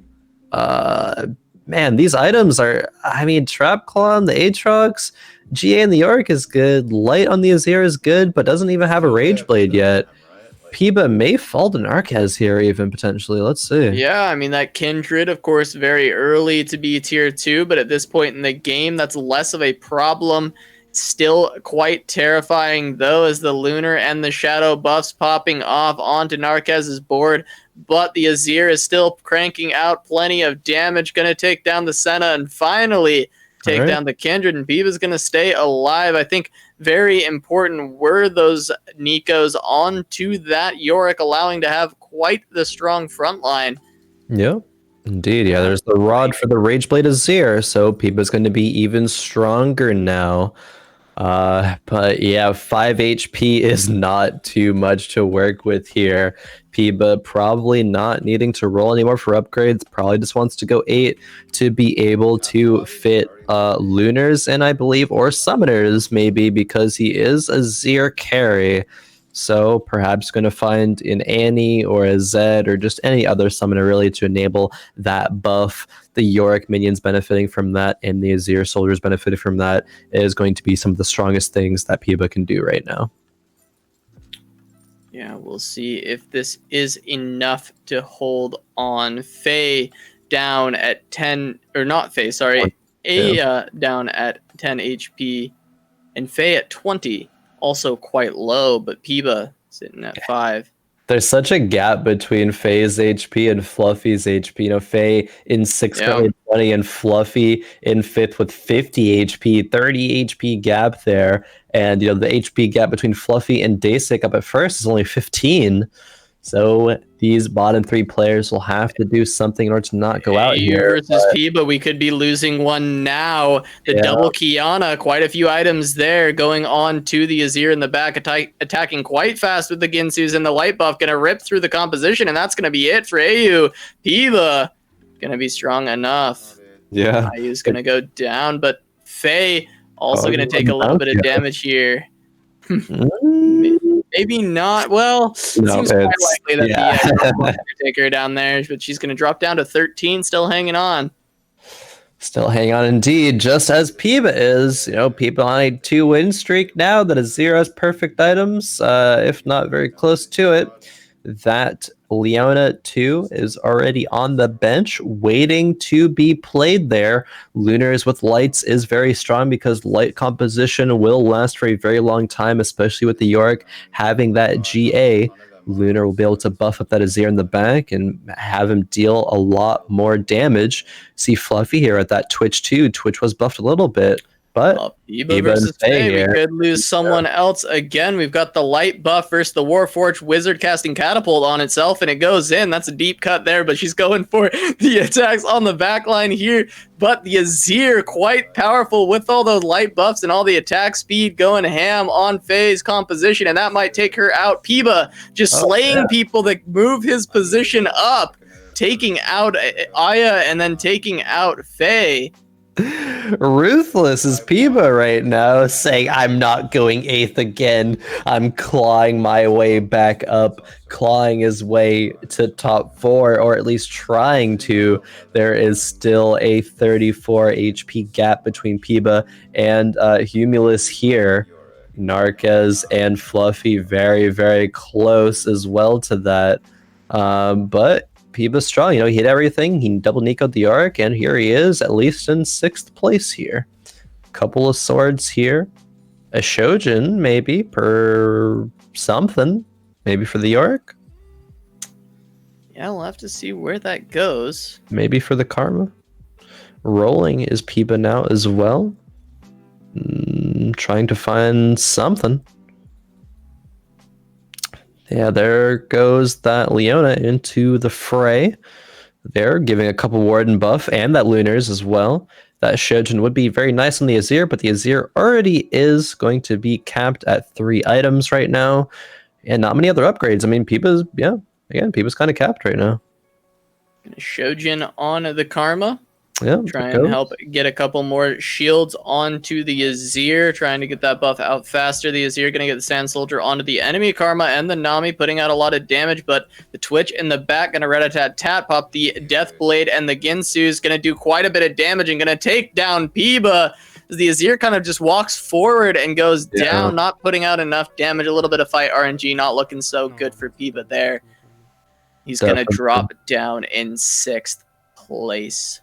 A little bit of that Azir chasing that Singed. You know, that's what you don't want to do. You learn that one in, you know, League solo queue. Don't chase the Singed, but Azir not taking that advice to heart there. Deisik here is still running with that Singed one and is still doing fairly well. He's at 47 HP right now, 2nd place in the lobby. See, Gunmay there has found the tier 3 Warwick. Another tier 2 Skarner, which, okay, is not the tier 3 yet. Still a few Skarners away there.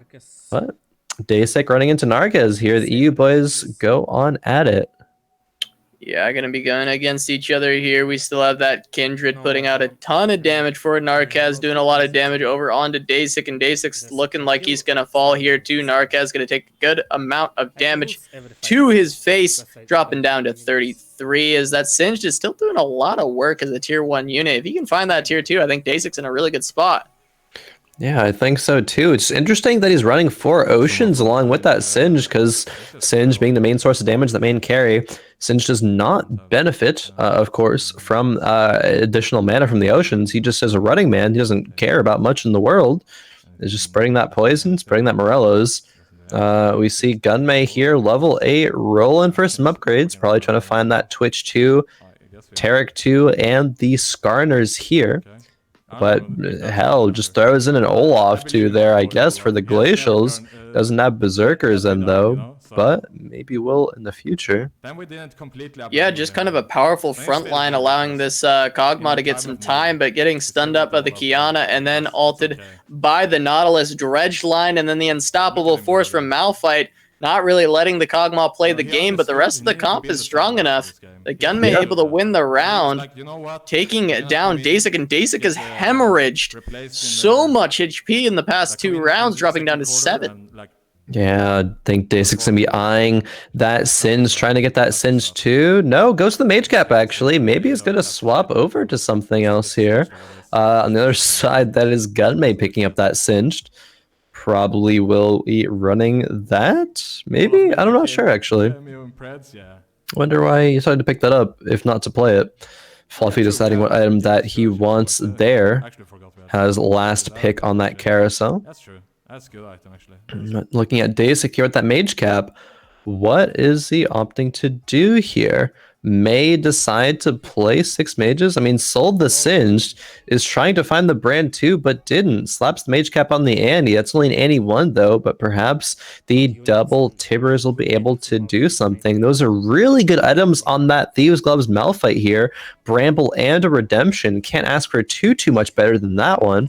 For just some RNG rolls there. Might help Deisik live 1 more round and allow him to try and stabilize as he goes against Fluffy. Fluffy's got that Twitch in the back line right now. Kiana trying to get a stun there and help out. Deisik gets 1 stun. The Unstoppable Force goes out, but that Twitch is still alive and pretty untouched in the back, going rat-a-tat-tat, popping off the poison across the entire team. That's a Pyroclasm finally coming across, hitting onto the rat, but it's still firing away, but the GA procs for the brand, and that's going to be enough for Deisik to win the round. Yeah, man, I thought, that could go either way there. Wasn't quite sure, but yeah, Deisik with the Pyroclasms, he'll deal a lot of damage. Those items on the Malphite as well. Malphite able to do a ton there. The Mage Cap Annie is sold, and now it is going to be a Mage Cap Kiana. It was a double Tibbers last fight as well, which was very good in terms of tanking that Twitch damage. But deciding that Kiana too is a little bit stronger here. Deisik scouting around everyone else's board, decides to move the brand back in the corner, doesn't want to be Zephyr'd. The Zephyr getting blocked actually by that Quicksilver Sash there as we start off this round. Yeah, not going to get any value from that. The brand finally going to fire off this first Pyroclasm, going to hit a lot of damage onto the carries. It's going to go into the GA state, but there is the Master Yi coming across, finishing off the comp. That's a tier 2 Yi, and to take down Deisik in 5th. Ooh, some such strong items there. That's a Z2. Who had that one? I think that was Humilis there, perhaps? We're seeing some quick scouting. Narkez the Shadows. Yeah, Humilis has that Z2. I'm curious to check in with Humilis over the course of the next round, perhaps. Is low at 15 HP, but it's Z2 with a light. Something that doesn't usually lose that often. No, it is quite powerful indeed, and the Preds may have run their course here for Gunmay. He may be running out of time, but that's a Mage Cap picked up. Let's see where that ends up going. Not very useful for him overall, but... Nah, not very useful at all. Gunmay wants to find that Skarner upgrade, though. That's gonna be, or the Tarek upgrade, either or the Singed, I guess, as well. That is a Singed. Yeah, against Humilis here. Oh yeah, those are some sins. I guess minus the sins, but mainly the summoners. Mainly the sums. Yeah, the comp, everyone just calls it some sins, even if it doesn't run the full sins. But yeah, no, it doesn't have the Doesn't have the Kiana in there.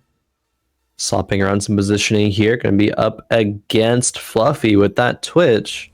Yeah, we're going to have to watch the RNG of the Sand Soldier. Not going to go on Twitch right away. We'll see if the second one can, because the Twitch is doing so much damage right now. Not getting a good lineup, but only hitting the Zed. Zed able to take down the Twitch. And we still have Azir in the back line cranking out damage. Fluffy going to take quite a bit here, dropping down very low, all the way down to 7 HP. And we're going to see as well Gunmay dropping down to 5, but not quite going out with his Pretz composition. And those Skarners are something that maybe Gunmay wishes he was seeing. Yeah. Humilis not going to, of course, pick those up. Looking quite powerful with his Z2 light. And he's got quite the strong composition setting up for a potential round victory here. But Gunmay has top forward. And that is the big goal for him here, to keep his dominance over the lobby. A interesting Zephyr here by Humilis. Is it going to work out? That is going to Zephyr the Malzahar and not the Yi, though. The Yi is going to be tearing through this composition of Humilis. Yeah, it's still up in full HP, gets onto the Azir. The Azir already going down. Now it just becomes the Zed show, but the Zeds are going to fall way too fast to that Yi in order to reproduce more of the shadows. Going to see if any of these Zeds can take him down. The Yi still alive, trying to chunk through all of these. Going to meditate in the middle, but going to finally get dropped by all the Zeds. And the Assassins on top of him. Going to go into the GA, but it's not going to be enough. He's going to go down. And we're going to see Gunmay go down first, going to fall in 4th place. Narkez at 7 and Fluffy at 7 as well. Yeah, if the Yi is able to take out those Zeds initially before they start getting all those clones off, then maybe he can do it, but wasn't able to. And the Zeds got out of control for the Yi, dealt too much damage for him there. I wasn't sure how that fight was going to go leading into it, but I think it came down to just that. But we have our top 3 here, everyone potentially within 1 shot of dying. That Zephyr is going to go on the Karma there as Humilis faces the clone of Fluffy, but still, no, I don't think he dies here no matter what. Give him clone damage. Against Fluffy, we've got the Rat trying to deal a lot of damage, but of course these Zeds are just very, very powerful. Constant shadows and them respawning with all those Guardian Angels, as we see Fluffy going to fall in 3rd. Yep. The Rangers composition falling to the shadows. Fluffy falls in 3rd. Narkez has made his way to a top 2 finally for tonight. Has placed, I believe, 5th a couple of times over the course of tonight. So going to be very, very good for him. But we see Humilis, though. Humilis, I believe, placed 2nd in game number 1 and is looking to place 1st here and has a very, very strong comp to be able to do so. Didn't get a science. Yeah, Humilis trying to make the run back to another good placement here after a 7th in the previous game. It's looking quite good, as you mentioned. Having that Z2 going to be quite strong here. Looks like his composition is a little bit stronger than Narkez's so far, but we'll see if the Master Yi can pull this out.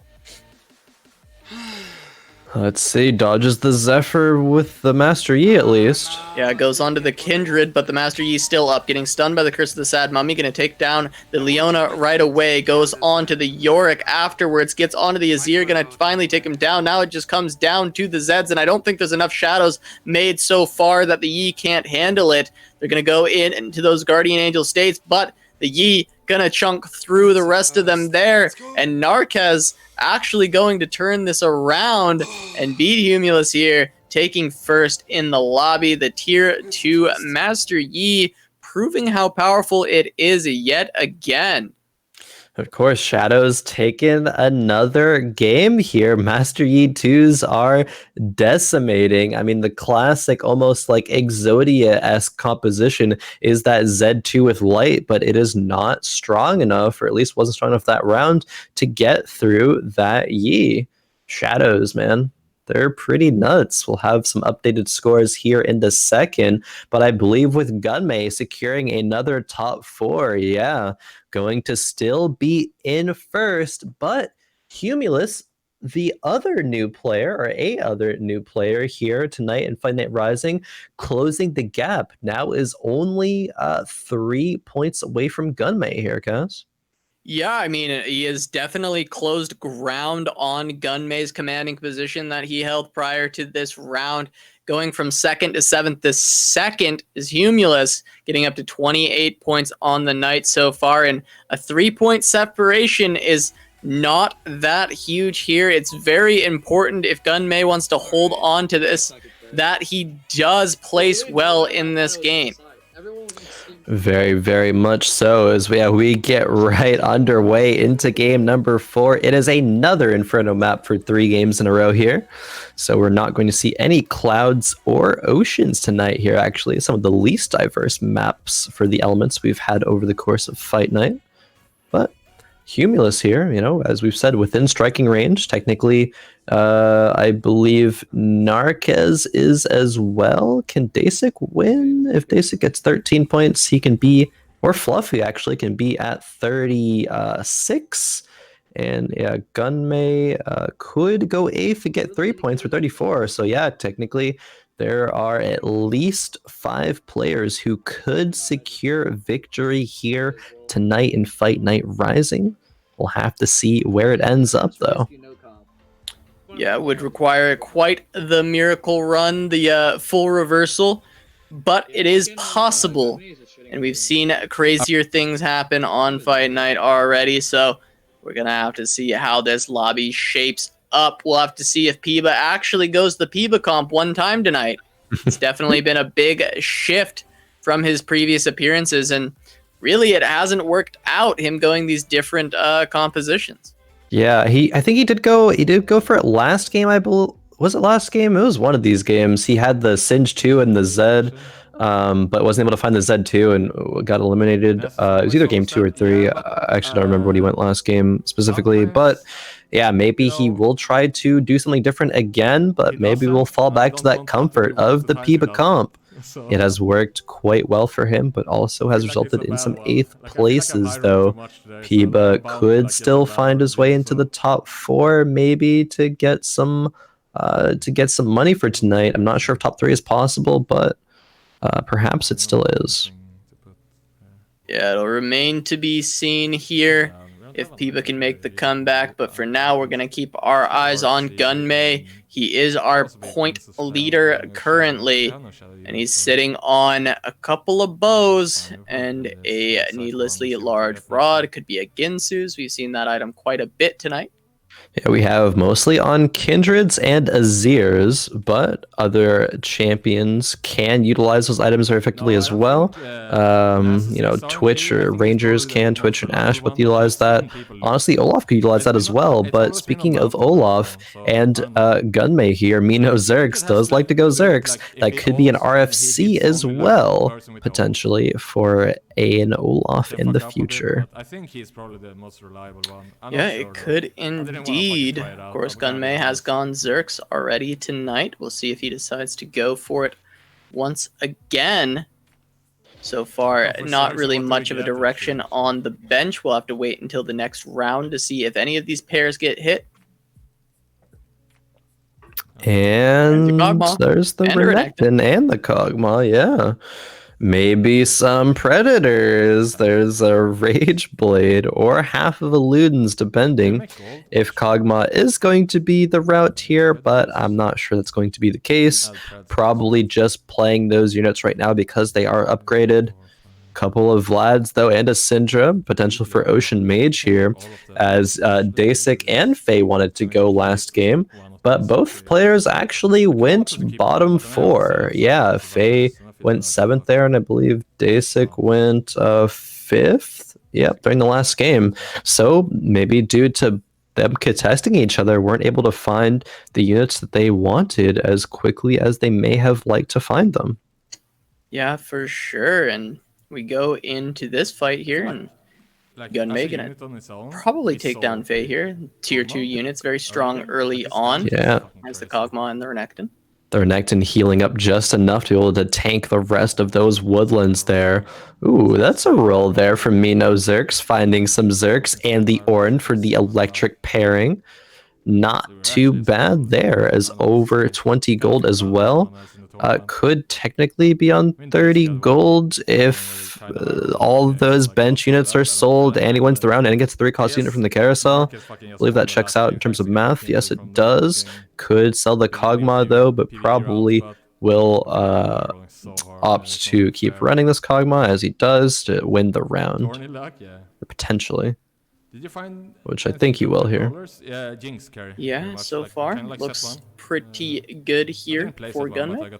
Yeah. Going up against impeeba, but of course all of these tier 2s quite powerful, and Gunmay's already having a pretty good start yet again. I think so, you know, has dropped a little bit of HP, but not too much. But impeeba though did have a couple of Volibears and has half of a GA. Another half of a GA, but just the same half, and half of either Morello's or Redemption there. So impeeba could be leaning towards the impeeba comp again, wanting to go back into that comfort, trying to maybe, you know, get his way to a high roll first place, because if impeeba, you know, doesn't go anything other than first tier, I don't think he really feasibly can get a top 4 finish. So gotta go big or go home here if you're impeeba. Very likely no shot at a top 4 unless he lands in first. So definitely going to be what impeeba is looking for here. As you stated, we'll have to see what he can get. What did impeeba grab? Looked like a chain vest, so another half of a GA. Yep, probably going to make a full GA here. Might slap that onto that Nasus. Finds another Nasus as well, so close to the unit that he so desires for the early game. Thus from the Ezreal, actually, though, is not selling it to make 40 gold. Could sell one of those bench units, but probably will not opt to do that. Doesn't want to lose HP though. You know, impeeba already towards the bottom of the lobby, 83 HP, whereas IU is at 80. Ezreal hopefully will be able to carry him for a bit though here. Yeah, we'll have to see if the Guardian Angel Ezreal can do enough. Going up against Faye, or sorry, not Faye. That is Humilis. Humilis, yeah. I know Faye used to run with that silver wing for so long. Yeah, I just associate it with her in my mind whenever I see it, but it is Humilis. Does have the Nasus in the front line with that Zephyr. Very strong early on to have that Zephyr, as of course it makes it a 4v3 generally in a lot of these situations where it really does matter every single unit. Can't really avoid a Zephyr when all of your units are important in the fight. So does definitely hurt impeeba there. Going to take a little bit more damage, but does find some upgrades. Yeah, so Nasus tripping too. me up all day. No, I feel that Faye definitely used to run that little legend for so long, but has opted for the little flying pig now. But yeah, we're seeing Deisik's perspective here though. He's going to be the lobby leader in HP, has a Varus 2 with Hand of Justice and Infernos here. That's going to be strong. Can the Braum block the Varus ulti though? It looks like he's going to do just that. Wow, yeah, negating pretty much all of that damage there. Yeah, massive unbreakable, and a second one also blocking a lot of damage, really helping impeeba out here in a matchup that looked pretty bad for impeeba, and he might actually win it. A Mystic Shot coming through, and I think he will. Braum really the MVP there. Unbreakable stopping just an insane amount of damage. I wish there was like some numbers in the UI apart from damage, and having one that shows damage mitigated or like effective damage tanked for Braum, because those numbers for every fight that a Braum is in will be insanely high. Braum just mitigates so much there, and if it wasn't a Braum 2, that definitely would have been a Deisik victory during that round. Yeah, for sure. I think it would be. I mean, that Braum was absolutely massive in that fight. I mean, look at Deisik. I mean, this Hand of Justice Varus tier 2, so powerful right now. 2/2 Thresh as well, even like a couple of 2-cost units being tier 2 before Krugs. Very good. Almost has that Malzahar tier 2 as well. Potential Infinity Edge or Trap Claw or Zeke's. Probably Zeke's will not be the option there for Deisik, but we'll see what is the option soon. Seen many Zeke's recently. No, it is buffed in set 3 in Zeke's, up from 15% to 18%, but we're still set 2 players here right now, so no Zeke's being desired. Yeah, not in space quite yet. Haven't completed the space race. Unfortunately not, man. I'm excited for set 3 though. That should be lit. But here we are. Deisik against Faye here, though. Faye has that Nico too with the Rage Blade pretty strong. Gonna be targeting that Varus, but Varus healing up with the Hand of Justice.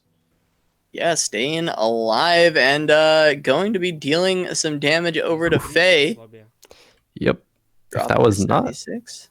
If the Hand of Justice hadn't rolled healing, maybe that Varus would have died, and that would have been if Faye win for that round instead. But Deisik winning that, though, going to still be the HP leader in the lobby. We move over to Ayu here, who is rolling it down on 3-2 here, is what Ayu, I believe, traditionally does, trying to find those shadows. Oh, that was a double Kindred roll there when Ayu didn't have that much gold left. That's pretty good. Yeah, that's quite good here for IU. Going to be able to find that massive upgrade. Going to give a big boost to this composition right now. 3 Shadow, 3 Inferno, Tier 2 Kindred. Not great items on her yet, but considering the Thieves' Gloves, I think that might be ill-advised. Might need some specific items on this Kindred to allow it to really carry out the rest of this game. I have to be patient going up against Deisik's Varus here. Going to be able to take it down with that decimating smash from Scion and a little bit of follow-up from the Kindred, and that'll be the round for IU. Yeah, IU, though, only on 10 gold there, though. You know, that victory does come at a cost for the economy. There's still 40 gold on the opposing side there with Deisik, so not going to be too unhappy to take a couple losses to players who roll down all of their gold. IU, though, 1 Kiana away from the upgrade, 1 Braum away from that upgrade, 1 Varus away, and a couple Scions away. There is, however, a Nico's, but if you're running the Shadows, you're going to be so tempted to save that Nico's for a Master Yi in the future, though. Yeah, absolutely, especially with the power that Master Yi has shown thus far, and as well in the past, it has been such a strong unit, so gonna see how that can continue to perform. Puts the locket onto the Kindred. All right. Going up against some Reds by Fluffy, who is actually quietly become the HP leader running this Predator composition, being incredibly healthy. Yeah, Kog'Maw. Tier 3 Kog'Maw with that Ludens, Senna not going to be able to 1v1 this Kog'Maw. No, just another artillery there from the Kog'Maw, taking her out. And Fluffy maintains the win streak here as we go into the Stage 3 carousel. IU needs some Kindred items here, so we'll see if that is going to be a Hand of Justice with that tier pickup. IU wasn't sure to grab that. Yeah, okay, IU did end up grabbing that. As we tune into Fluffy's perspective here, we'll see what scraps are left over. A 3-cost Karma with a Rod, not too shabby. Humilis going for that bow. 1 cost, but yeah, we saw someone with Zerkers there. Fluffy very quickly scrolling through, so I can't quite see who it is, but I wouldn't be surprised if it is Gunmay with the Zerks, perhaps, or Humilis. Both have run Zerkers, I believe, over the course of tonight. Yeah, potentially. Gunmay, of course, couldn't be him playing Zerks. Of course, Mino Zerks? Zerks. Yeah, There's no. not a chance that he could possibly be playing Zerkers here. I would just feel so lied to it. That Zerkers on his board. All right, okay. Mino Zerks playing Zerkers. Gunmay going back to the comfort. I just don't think that's okay. It should be banned. Just can't allow. We can't just allow liars here. Yeah, playing Zerks. Advertising. You know, unfortunate, but Fluffy, of course, incredibly powerful here on this Predator composition, this Kog'Maw. Yep. Double Ludens Tier 3. Decimating Impeeba. Impeeba just, you know, I tried to run that earlier. Didn't find the Kog'Maws. Definitely regretting not finding the Kog'Maws at this point, I think. For sure. Should have just rolled them, actually. I think if you rolled them, then he would have been stronger, in fact, strangely enough. But yeah, and if you look, I mean, Fluffy did it, Gunmay did it. They just found the Kog'Maw, so I'm not sure why Impeeba opted to not do that, but And it'll remain to be seen. Always be a question in the back of our minds, but The mystery of the world here. Tune into Humilis' point of view here, scouting Fluffy. Both players on a win streak. You know, he's mousing over that tier 3 Kog'Maw with the double Ludens there. Doesn't want to run into that. Unfortunately for Humilis, does run into impeeba here. impeeba's kind of strong, but Humilis might be able to beat him here, though. you know, impeeba has been kind of bullied all night, and it looks like it may continue here unless this Kindred can find some damage onto the backline. But no, the Vayne's going to finish it off, and that Ezreal's going to go down 2. impeeba dropping down to 51 HP. He really did. Yeah. IU winning some rounds, though. I think Yeah, IU stabilizing down at 46. Maybe grab a couple items here as well. Humilis, we're looking at his perspective currently, trying to see what items they pick up. Maybe one last item for this Vayne. What would you do to top off that Vayne so far? Got that Hand of Justice, got the Ginsu's, and a BF Sword. Yeah, I mean, probably going to look for either a Deathblade or Infinity Edge. I would say one of those two. Maybe there's a world where it's a Giant Slayer, but no Runans makes me think that probably won't be the play. There's a bow, though, for the potential Giant Slayer if Humilis wants to go that route. We'll see when exactly Humilis wants to level to 8 and when Humilis will... Ooh, okay, makes the Janna too. That is very, very interesting. Definitely want to play that. It's just a matter of when, though. Okay, 2 Mystics in. Mystics. Yeah. Right now. All right. Decides that 4 Glacials is not cutting it. The Vayne is the main carry here. Still has a couple of Glacials, the Ezreal 2, Braum 2, which are both strong units. But Janna 2, I mean, that's pretty solid. You can't really fault that, wanting to play that. No, for sure, that's going to be very good right now. The Janna going to try and peel for the backline, but the Kog'Maw just decimates the entire composition of Humilis. We don't get to see the Monsoon come out, and I didn't even see where the Vayne went. I blinked and it was gone. I think there was a living artillery came across the double proc of the Ludens, and it just took her out. I think that is exactly what happened, Cass. I believe you're right. And Fluffy has slammed a static Shiv for the 3rd and final Kog'Maw item. Not opting for triple Ludens, but does have the static Shiv, which also will proc Predator and will proc Poison later on when Fluffy decides to put Poison in. I don't think Poison was in quite yet, but... Going to look at Gunmay here, and yeah, those bows from the beginning are in fact a rapid fire cannon and a last whisper as well. Another Seraph's made. It's going to be on the Ezreal currently, as he'll be outputting a little bit of damage, but that's a tier 3 Skarner. Yes, it is. That was quite soon. I didn't think you'd be able to get that for a little bit, but we see Gunmay run into Humilis here to start off this next fight. Yeah, and we're going to see that Olaf kind of ripping across this composition, doing quite well so far. Yeah. It's still that mid-game with the tier 2 Olaf. Got a couple items on it, the 6 Zerkers, and Gunmay is looking quite strong here. Faye dropping down quite low here to 38, but... Faye does have a Shadow Lux, I believe. As we just saw Gunmay scout there, so Faye very close to being on 6 shadows. I'm curious actually to take a look at her board to see if she's able to stabilize and if she dedicates any items to the Lux there, though, because I believe that Shadow Lux with 6 shadows is probably the most powerful Lux, and yes, that is going to be a wait. On the board too. On level 7 and a Taric. Wowee. A little bit of a high rolling here for Faye, and I guess she needed it here on a 5 loss streak currently. We'll see if this Shadow Lux or the Yi is able to provide a victory. It's the impeeba round. Wait, impeeba has the Zed. Oh, impeeba found the Zed on the impeeba round. And it looks like Faye is going to be trying to chunk through this right now. Does have the Yi going off. Those lasers are kind of just missing so far, but the Unstoppable Force not going to get the stun onto the Lux due to the Quicksilver, and we're going to get another laser coming out. Going to finish off the Malphite. One more onto the Ezreal, and can she get one last one? And she does. Lux going to finish off Ezreal here and allow Faye to win that round, stabilizing a little bit, taking impeeba down, but impeeba did find his Zed on the impeeba round. And we will see if he can continue Ooh. the storied tradition of finding random fight night wins after the Peeper round. We'll see. I thought Peeba may have wanted to go for that cinch there, but opted for the chain vest. I thought he already had a Guardian's Angel though, but maybe I know he has some Morellos in the Ezreal as well. So curious as to why he didn't decide to pick that. And pick that cinch. Maybe just wanted double GA. I guess is what it looks like here. But yeah, I'm curious to see if Peeba does continue to roll down. Perhaps not, though. Ooh, people didn't take that Malphite, actually.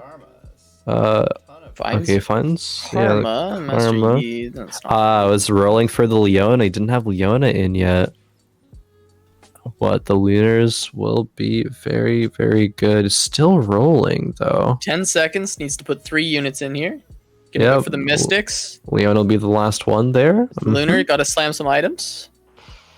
Gonna be a GA on the Zed. Gonna be Morellos on somebody here. Peeba on a 5 loss streak. Can't really afford to have it be too much more. Okay, the GA Morellos goes on to the Soraka. Soraka, not the worst at spreading Morellos here. Silence gonna go only onto 1 unit though in the backline there on enemy Soraka. Soraka harboring a little bit of ill will for her counterpart there. Yeah, but it looks like this was enough to take the round here for Peeba. Looks like the Zed's still able to pop off quite a bit, getting those shadows out. 6k damage Zed, 4k damage Volley, a little bit more than that actually. Ooh, some legendaries there, but not the Zeds and not the Singed. Generally, Peeba, once he hits the Z1, doesn't keep rolling if he feels like he's strong enough, but maybe that also is because he wants to find the, what's it called? The Singed as well before he stops rolling. Yeah, very possibly. Gonna sell the Soraka, swap it out for the Nami, puts the GA on her. Yeah, Nami way better. Nami way better at spreading that Morellos though. But facing up against me, no Zerks here. Can the Zeds take out the Olaf? Yeah, Gunmay. I mean, the Olaf already on the Zed, proccing that GA state. Gonna see if the Zed can get another shadow. The electric proc taking down the Olaf, but there's still a couple of these Berserkers still alive and not much damage left for Peeba, but he does have the Volley Bear who is going to be able to do enough there. The MVP of that fight is the Bear. Yeah, it did more than the Zed there. Volley Bear, pretty good. Peeba deciding if he wants to keep this Taric or not. Might keep it though. But yeah, I would say Gunmay is still relatively strong. He's on 40 or 50 gold there, one of the two, but we'll definitely be going to level 8 after these Raptors rounds, and we'll look to maybe put Poison in, maybe try to find another Olaf too. Both appealing options.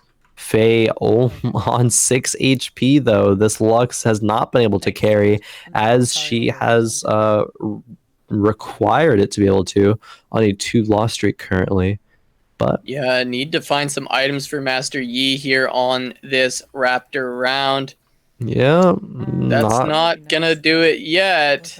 That's a bow, but I mean, what do we do here? Bramble, Scion, Titanic Hydra, the Yi? Like, it's not the best, but I guess it's not the worst. They're technically items. Those are items that one can play in the game of Teamfight Tactics, so like that's pretty cool. It looks like Faye may need to just slam those because she might not be strong enough to win this round, and even a small boost could make the difference if this Yi can get in onto the back line, but so far not sure if she's going to slam anything. Titanic deciding going on Titanic on for the Scion instead. Enemy Scion. More HP. Oh, Lux. The Yi still alive though, actually doing quite a bit of damage here. Takes down the Lux in the backline. Yi actually doing a lot of work.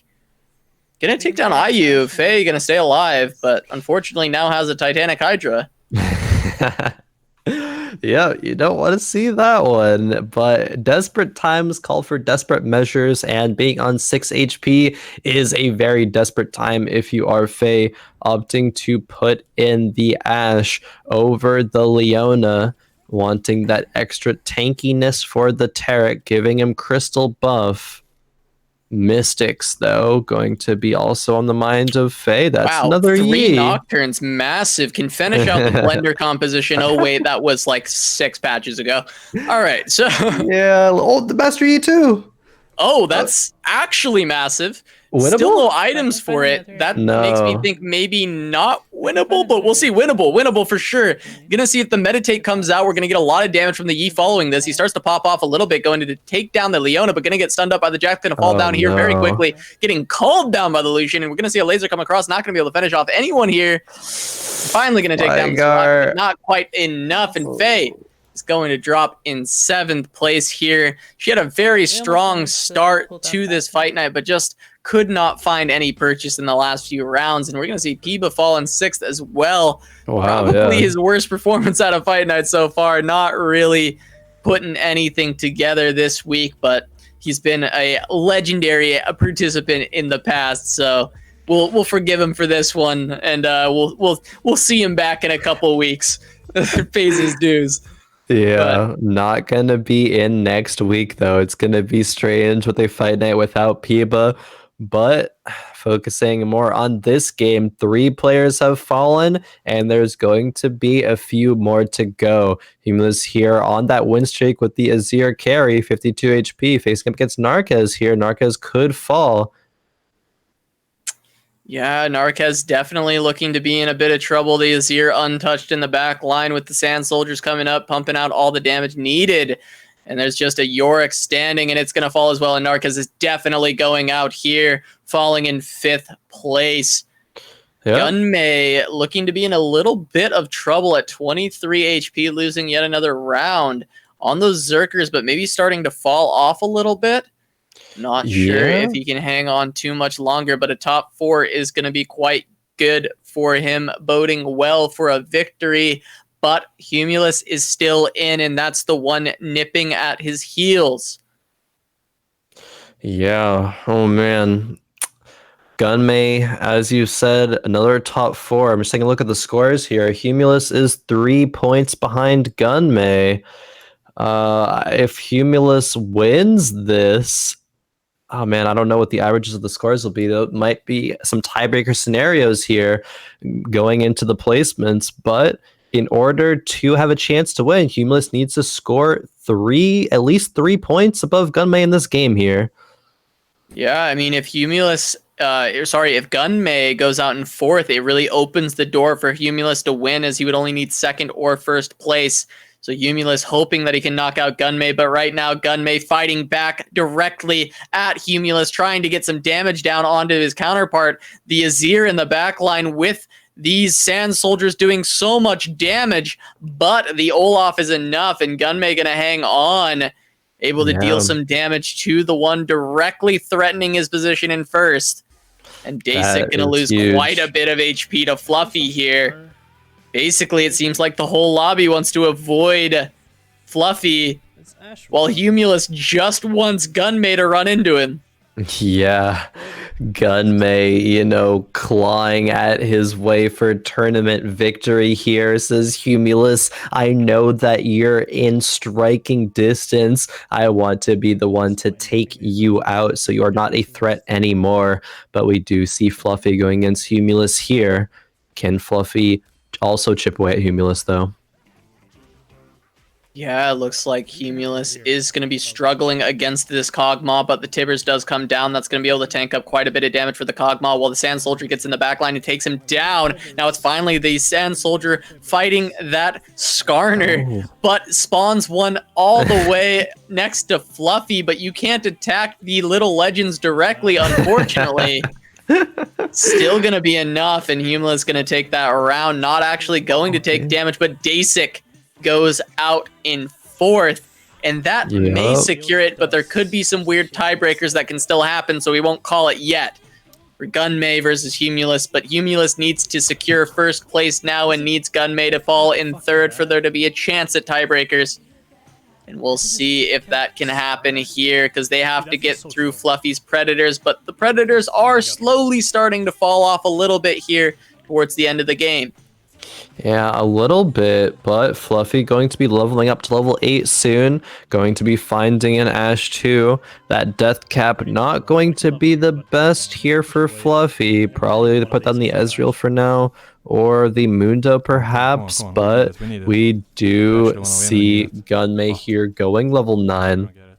Shit. Trying to find Still give it another Olaf too, Can do as he this. did find that Bit like Infinity Edge insta off kill that something. dragon. Probably won't though. That's Kill going it. to be Fuck. pretty good. Oh, moving everything to front line as well. A bit of a transition in terms of positioning here. See if this works. Olaf in the going- front line with Maybe the RFC.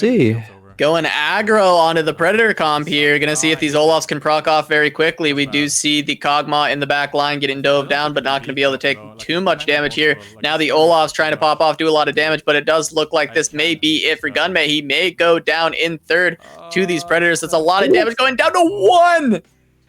Gunmay gonna live on 1 HP! And Man. Humilis still hanging on for life here, able to beat the clone army, it seemed like there. And Fluffy trying to put a put a W on this run here at Fight Night. Yeah, Fluffy still, we talked about Humilis and Mino Zerx a lot, but Fluffy, I believe, can get into the top 3. I don't think that he can win anymore, but could definitely top 3 it depending on the placement here. Fluffy going against the clone of Humilis. We see Gunmay here, the double Olafs now fighting Humilis as well. Yeah, It's gonna be Gunmay fighting for his first place. We'll see if Fluffy decides to watch this battle, and it looks like Gunmay may actually have it. The Sand Soldier's not doing enough, and Gunmay able to hold on a little bit longer, not taking down Humilis quite yet, though. But Gunmay fighting for survival, fighting for first place to secure his spot. Yeah, man, 2 Olafs away from Olaf 3 as well. Could we see that? Potentially so. Gunmay here, double Frozen Heart off those Thieves Gloves from the Scion, has decided to now go back into backlining his Berserkers. Does not want to frontline anymore after losing so heavily to Fluffy there. Is also changing the position around, going against the Berserkers, but the crystals are going to be so hard to get through though.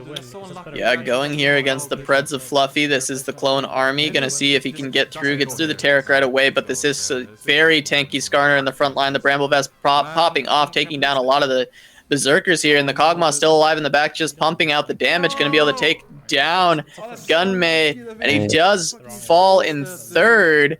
But Humilis in second. Humilis falls in second, and that should secure it for Gunmay. Congratulations to him winning his very first fight night coming in. This is the second time in a row we've had a first-time player take it. Narkez in his first one last week, able to win. This time around, we've got Gunmay, and very impressive showing from a lot of the new blood here. Humilis going to finish in second, and I believe that will put Fluffy in third, but we'll have to check the final scores at the end here. Yeah, Fluffy, was very, very strong throughout the whole entire game. That Kog'Maw being such a threat. And yes, we have the final scores here. Gunmay in first place by 1 point. Humilis getting three second places, but that 1/7 really going to be the nail in the coffin there. Gunmay top 4ing every single game, which has led to that victory. Again, Humilis in second, Fluffy in third. So it's going to be our 3 returning players. Narkez, though, previous winner last week, is going to be in 4th place here, winning the tiebreaker. Yeah, versus Deisik there. Deisik bottom 4 at the end of the night in this lobby. A bit of a disappointing performance from him, as well as IU, also one of the new players, but not being able to make as much of an impact as Gunmay and Humilis. Faye and impeeba, though, unfortunately, at the bottom of the lobby there. We had some expectations for both of those players, but a lobby of 8. Everyone has to go to one of the placements there. Unfortunately for them too, it is the bottom of the barrel there. It's hard to string anything together this week for either of them, but we'll catch them back eventually, not after too long yet again here at Fight Night. But we'll go ahead and grab Gunmay for an interview.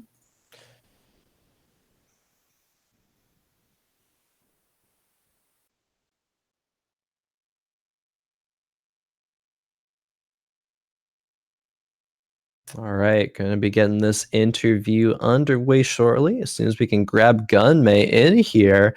And, Gunmay, congratulations, my friend, on securing your first Fight Night Rising victory on your first appearance. How are you feeling right now? It feels good. We had some really high roll games. The first and third game, I kind of screwed up the third game with the Kog'Maw, but I feel like I played well today, to be honest. I was kind of rusty, I think everyone was, since we've been doing so much PvE, but it felt good. Yeah, no, definitely. I believe, you're the only player to top 4 every single game tonight. So very, very good consistency wise there. I did want to ask you, obviously there is a new patch yesterday and coming into today, but do you feel that has shaken up the meta at all? Or do you feel like things are pretty much the same and it's just slight minor changes? I think mostly it's minor changes. I think the Astral 1 buff is really big. Astral 1 probably didn't need a buff. Yeah. So I think it made the Glacial transition even stronger, which buffed Zergs in a way, because I use 4 Glacial a lot.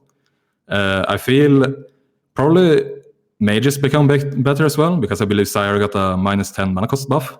So she's a better item holder for Brand now. So you don't have to rely on Nico start, basically, to go for Oceans. But outside of that, I don't feel like the changes are that much. I kind of skipped Karma. I like to put Karma at 8 to buff Olaf, but after the nerfs, I kind of didn't feel like trying it. To be honest, I haven't had that many games yet, so outside of that, I feel like the game is mostly the same, yeah. Yeah, no, definitely a really good insight there. Casa, do you have any questions here for Gunmay? Yeah, I mean, did you feel that being someone who tends to lean towards Berserkers kind of favors you in this kind of format, as it is a composition that's quite good at top 4ing very consistently, and of course consistent finishes do lead to victories in our format here at Fight Night? Do you feel like that gives you kind of an advantage here?